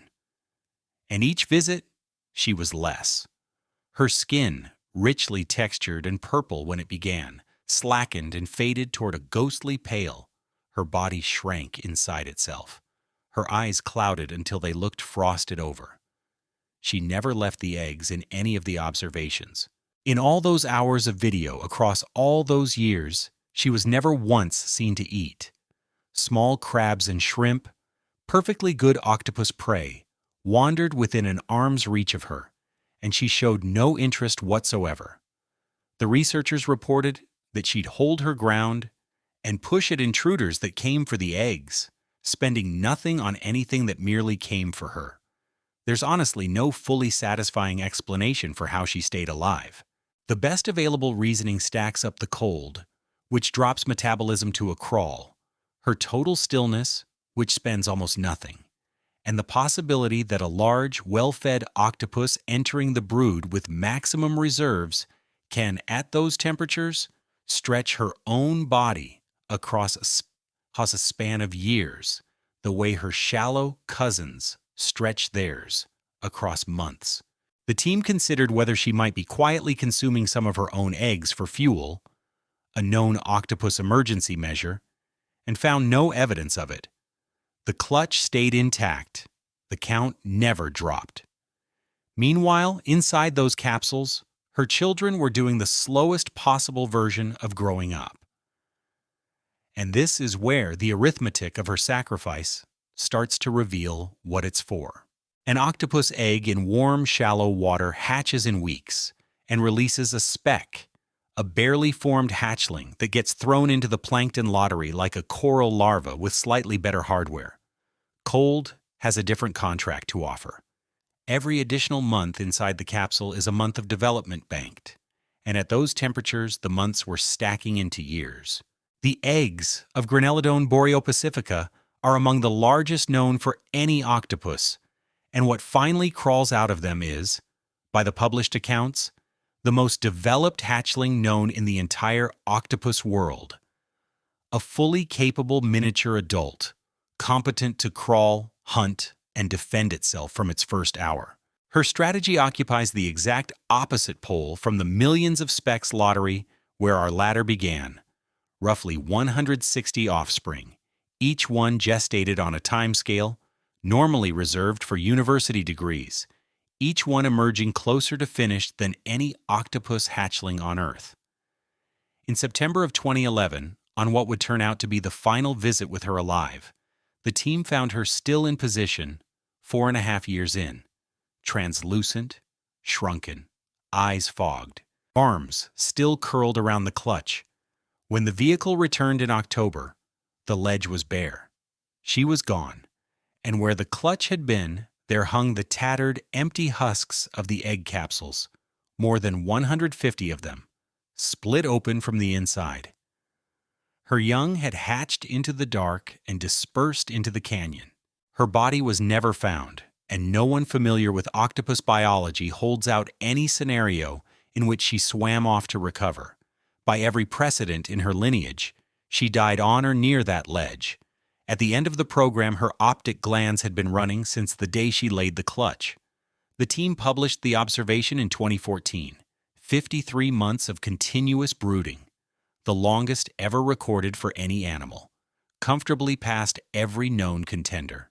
The previous record among octopuses, from a cold water species in an aquarium, was around 14 months. Deep-sea fish that guard eggs manage months.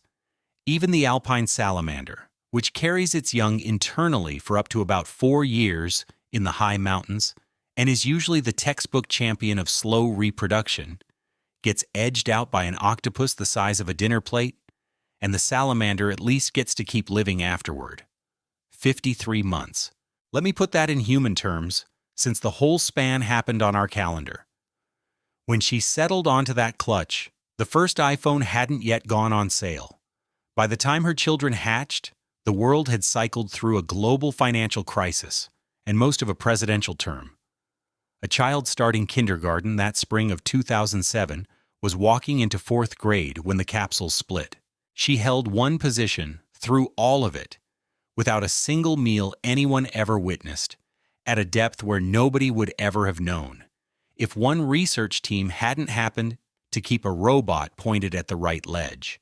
And now the hook I set at the very beginning of this story can be paid in full, because you've climbed the whole ladder and you can see what she actually was. The shark embryo hunting its siblings is playing the tournament of concentrated investment. The seahorse father in labor is running a pregnancy organ. The anglerfish male spent his body to solve the emptiness of the deep. Each of those is a spectacular answer to one piece of the reproductive problem.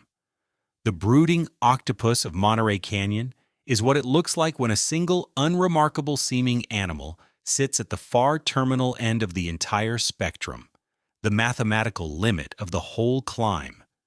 Maximum time, maximum bodily cost, maximum per offspring quality, zero held in reserve, life itself included in the payment. Evolution kept escalating the question, what's an offspring worth to you? rung after rung after rung, and somewhere on a dark ledge off the California coast, it found out where the escalation ends. It ends at everything. There's no rung above her because above her there is nothing left for a parent to give, except.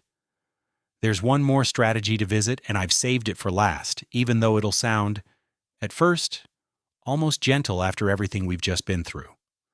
Because there's a version of enormous parental investment that doesn't end in the parent's death. A version where a mother spends more actual energy on a single offspring than perhaps any other animal in the ocean, and then survives the spending, recovers, and does it again 2 years later and again after that, for decades.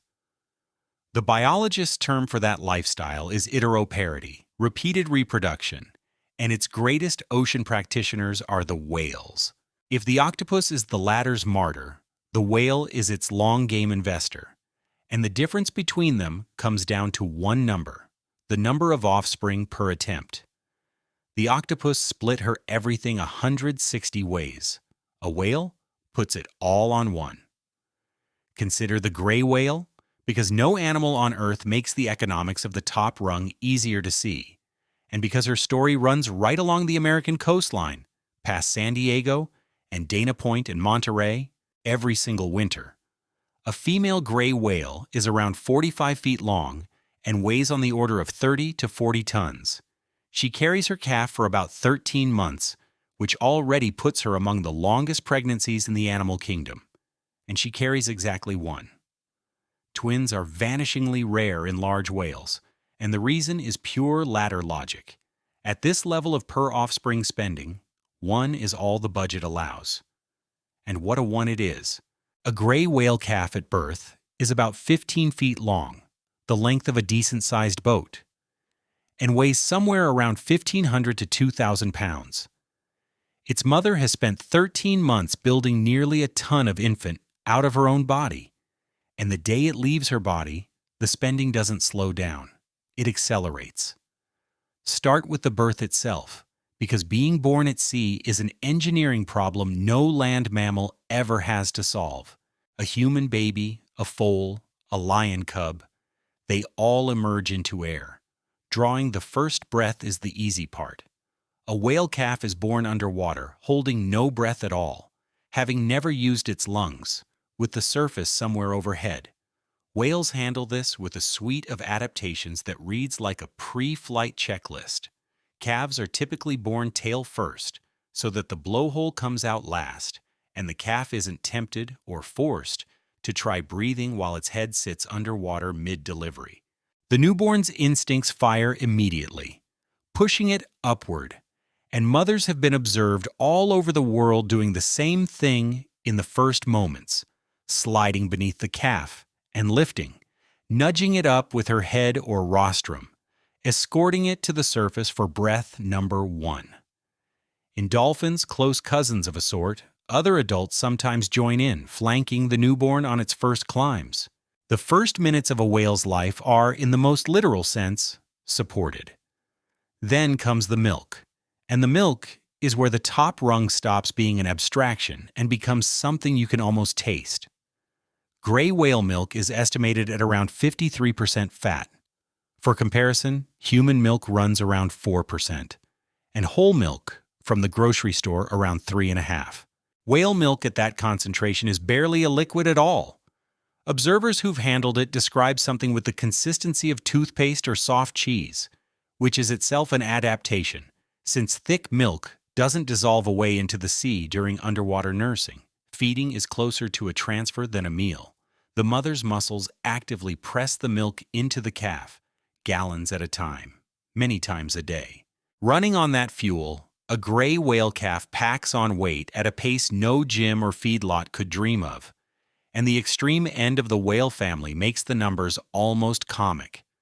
A blue whale calf, the largest baby on Earth, is estimated to drink dozens of gallons of milk a day, and can gain on the order of 200 pounds per day during peak nursing, roughly 8 pounds an hour, around the clock.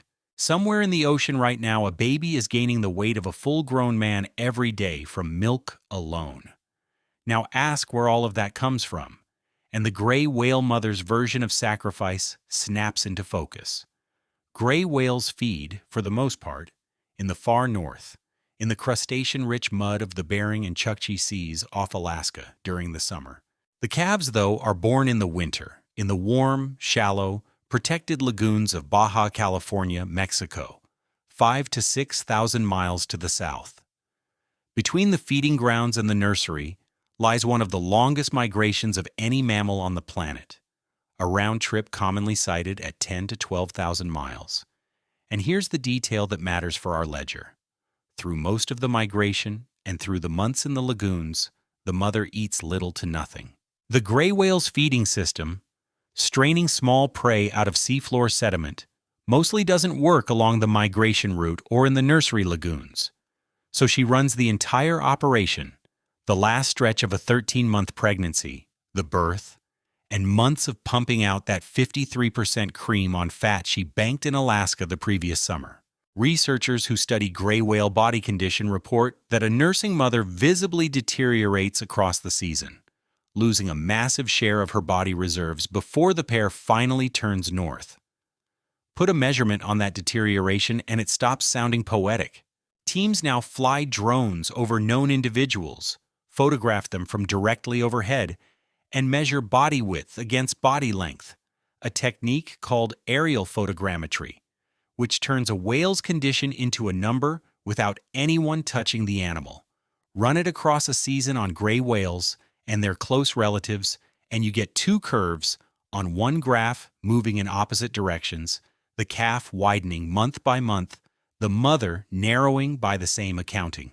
During the die-off years along this coast, when unusual numbers of gray whales were turning up thin or dead, those overhead measurements were how researchers picked out animals arriving south, already running on empty. The shape of that bargain should sound familiar by now. She's doing exactly what the brooding octopus did, spending stored body on offspring while taking in nothing. The fasting mother is one of the ocean's oldest designs, and it runs from mollusk to mammal. Yet look at the one great difference. The octopus's fast had no exit. The whale's fast has a calendar. Come spring, mother and calf leave the lagoon together and swim north up the coast, past Los Angeles and San Francisco and the Oregon cliffs, toward the feeding grounds where she can finally refill the account. And here the calf collects the top rung's last and greatest gift, the one nothing lower on the ladder can offer at this scale: an education, delivered en route. The calf learns the route by swimming it, the headlands, the kelp lines, the crossings, in a tradition passed down mother to calf for what may be hundreds of generations, a living map of the Eastern Pacific carried in whale memory. A coral hands its offspring a genome. A whale hands its offspring a genome, a ton of body fat, and a hometown. The road north collects its toll, and it's a hard one. In April and May, off Monterey Bay in California, pods of killer whales gather for what has become one of the most studied predation events in the ocean, timed precisely to the gray whale migration. The deep submarine canyon there forces the migrating mothers and calves across a stretch of open, deep water with no kelp to hide in, and the orcas, transient mammal hunters, patrol that crossing specifically. What follows, when a pod finds a pair, are hours-long pursuits in which the orcas work to exhaust the calf and separate it from its mother, and mothers fight back with astonishing ferocity, rolling under the calf to lift it clear of the water on their own bodies, thrashing with flukes that can injure an attacker outright, pushing for the shallows. Sometimes the mother wins the shallows and the pod peels away. Often enough, she does not. It's among the most wrenching spectacles in natural history, precisely because of everything we've spent this story tallying. The calf under attack is not one ticket among millions. It is 13 months of gestation, a winter of milk, a third of its mother's body, all of it swimming in one place, and every animal involved behaves as if it knows the stakes, because in the deepest biological sense, they all do. Concentrated investment creates concentrated loss. That's been the price at every altitude of this ladder. And at the top, the price simply learns to scream. But when it works, when the pair slips past Monterey and the calf weans fat in the Arctic that autumn, the mother's ledger does something no octopus ledger has ever done. It resets. She feeds through the summer, rebuilds her blubber, and within a year or two she's pregnant again, headed south again, spending it all again. A healthy female gray whale can repeat this cycle for decades, raising calf after calf across a reproductive career longer than most human ones. And some of the great whales stretch the pattern across a century. Female bowhead whales, which may pass 200 years of age, and orca matriarchs living into their 80s and beyond, turn reproduction from an event into an institution. The top of the ladder, it turns out, holds two different summits. One animal spends everything once, magnificently, and is gone by morning. The other learned to spend almost everything, survive the spending, and open the account again next season. And at that second summit, the one where parents survive and repeat, the ladder does something none of the lower rungs would even recognize. It keeps climbing after birth. Past milk, past weaning, into territory where the word investment starts to mean things no fish has ever spent. The clearest case swims in the waters off Washington State. Killer whales, for all their fearsome branding, are enormous dolphins, with perhaps the most intense family lives in the ocean. And in the well-studied resident populations of the Pacific Northwest, scientists documented something that, for decades, biologists thought essentially didn't exist outside our own species: menopause. A female orca typically stops reproducing in her 30s or 40s and then keeps living, sometimes for decades more. An evolutionary head-scratcher of the first order, because by the cold accounting we've used this entire climb. An animal that no longer reproduces should be invisible to natural selection.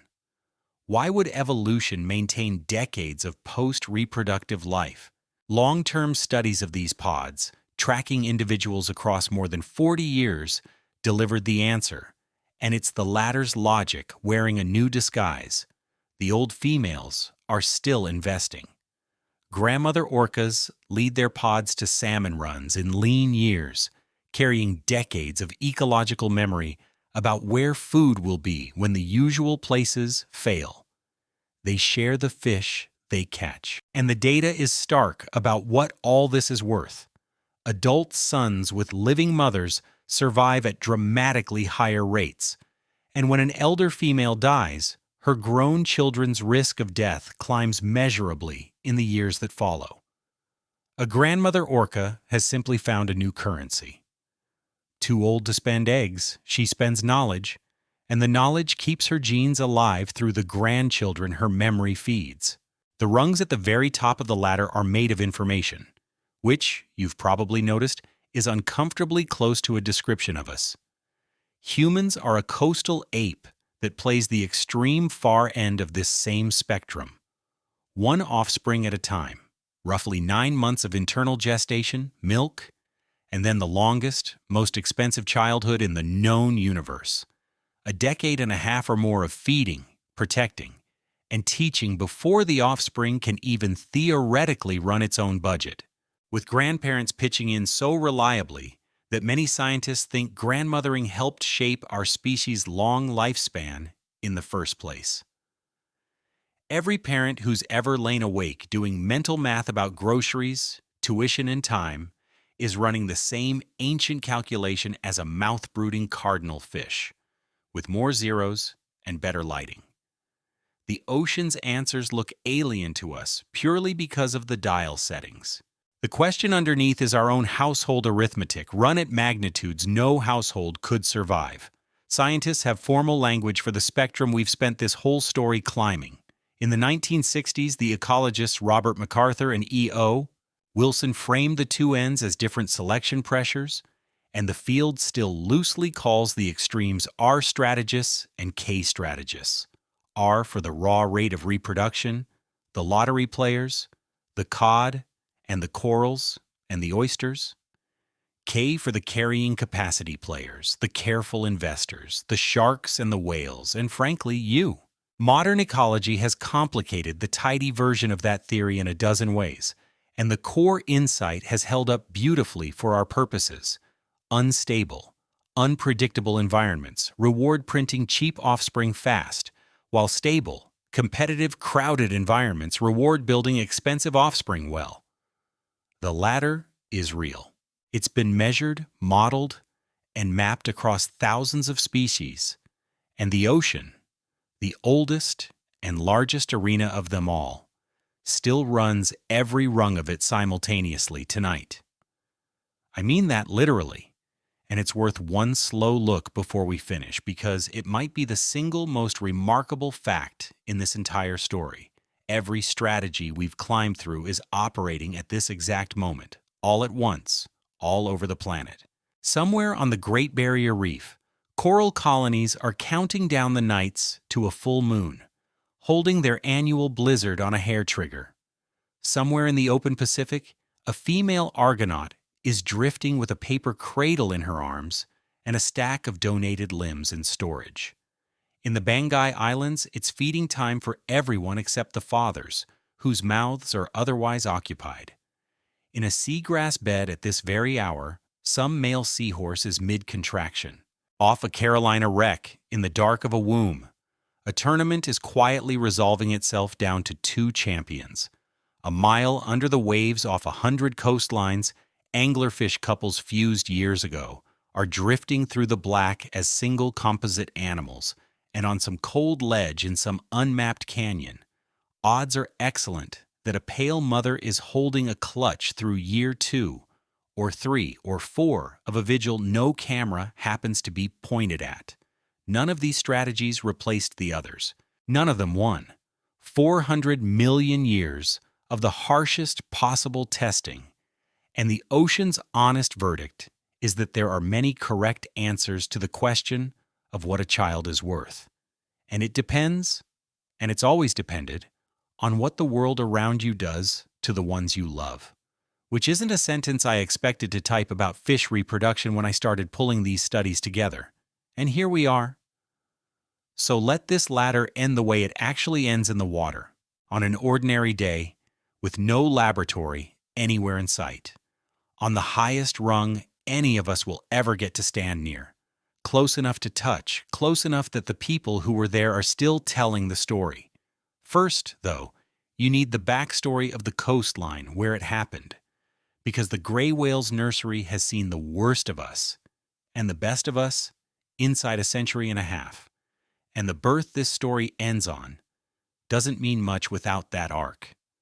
In 1857, a Yankee whaling captain named Charles Melville Scammon followed gray whales into the shallow lagoons of Baja California and found what whalers had been hunting for across 2 oceans, the nursery itself. The mothers and newborn calves were concentrated in a few warm, enclosed bays, trapped by geography, and the industry descended on them. What followed was one of the ugliest chapters in the history of whaling. Mothers harpooned beside their calves in water barely deep enough to float a ship's boat.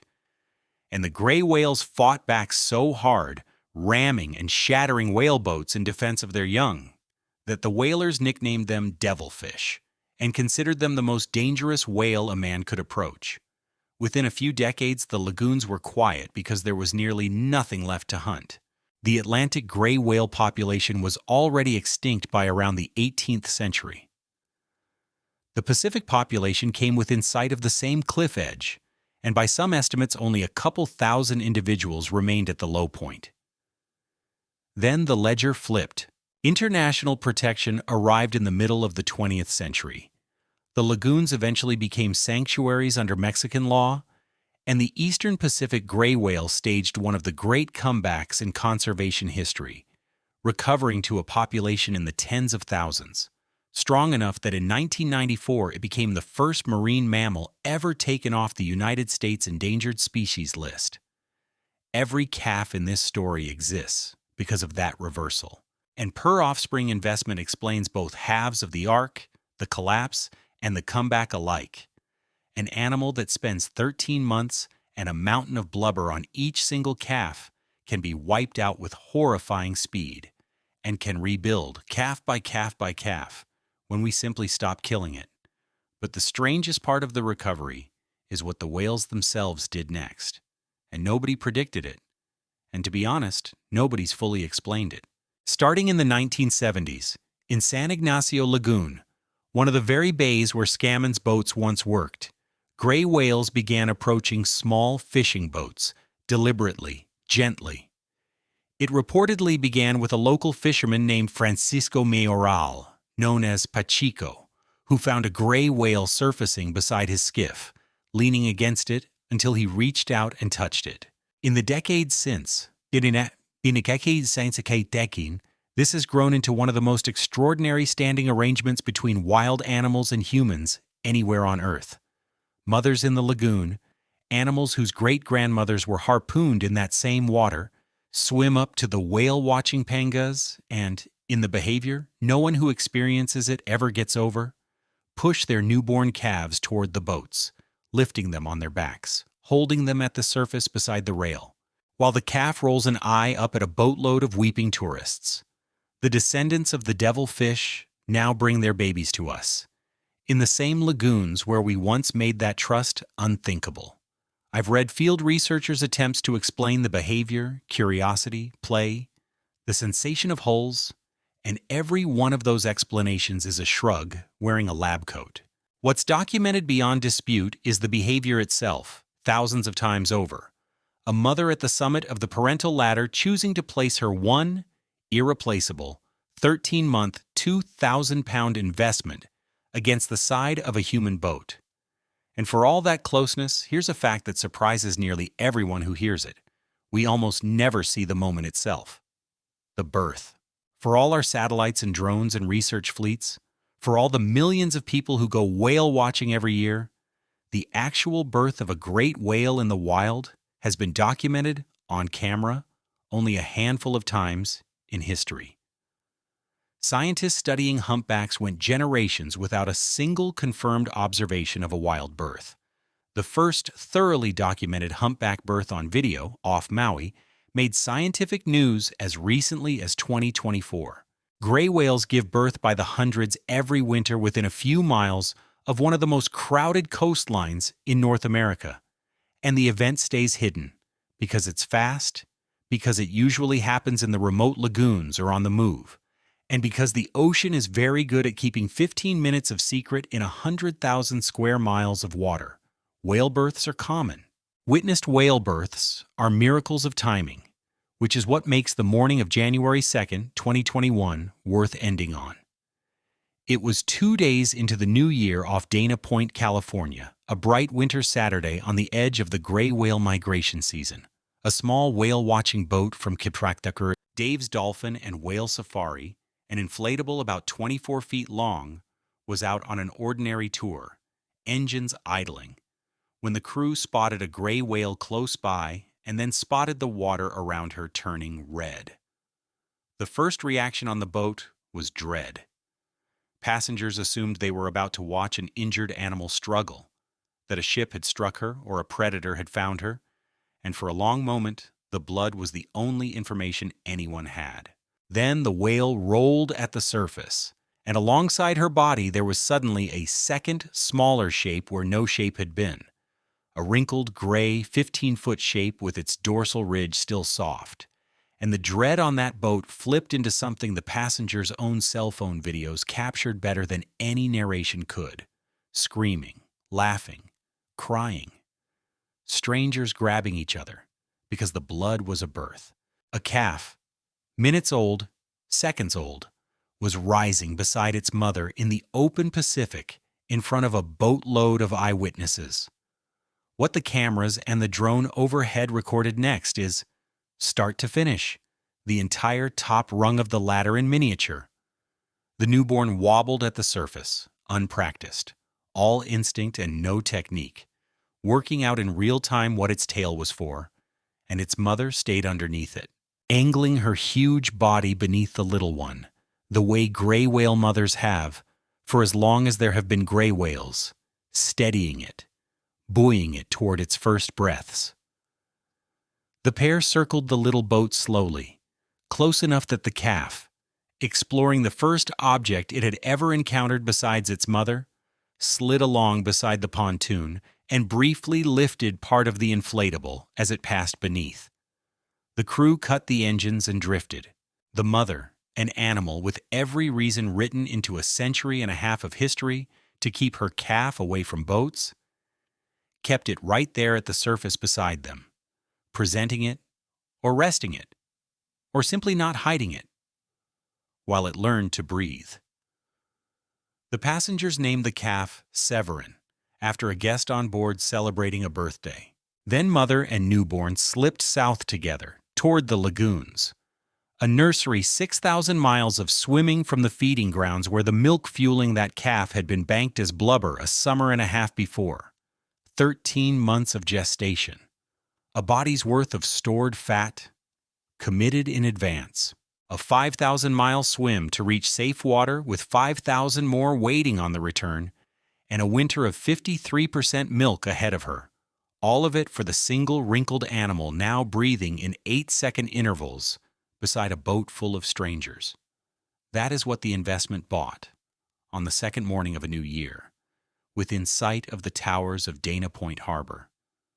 One calf, warm, moving, fed, guarded, learning the feel of sunlight on wet skin.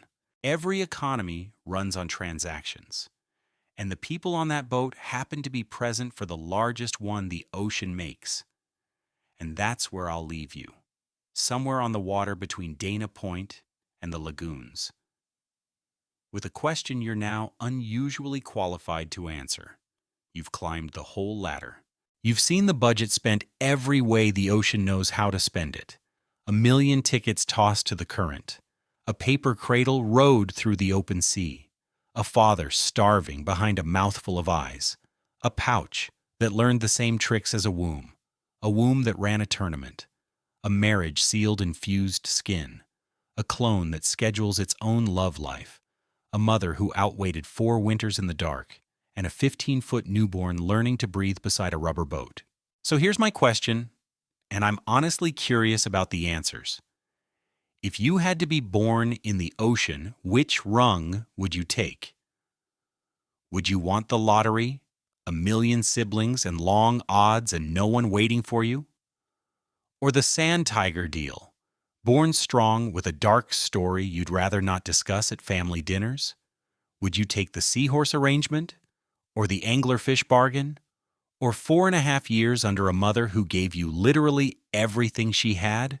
Drop your choice in the comments and make your case, because I've read the studies behind every rung of this ladder, and I'm still not sure of my own answer.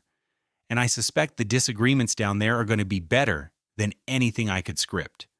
While you're down there, if the climb rearranged how you look at the sea even slightly, the like button is the cheapest signal you can send us.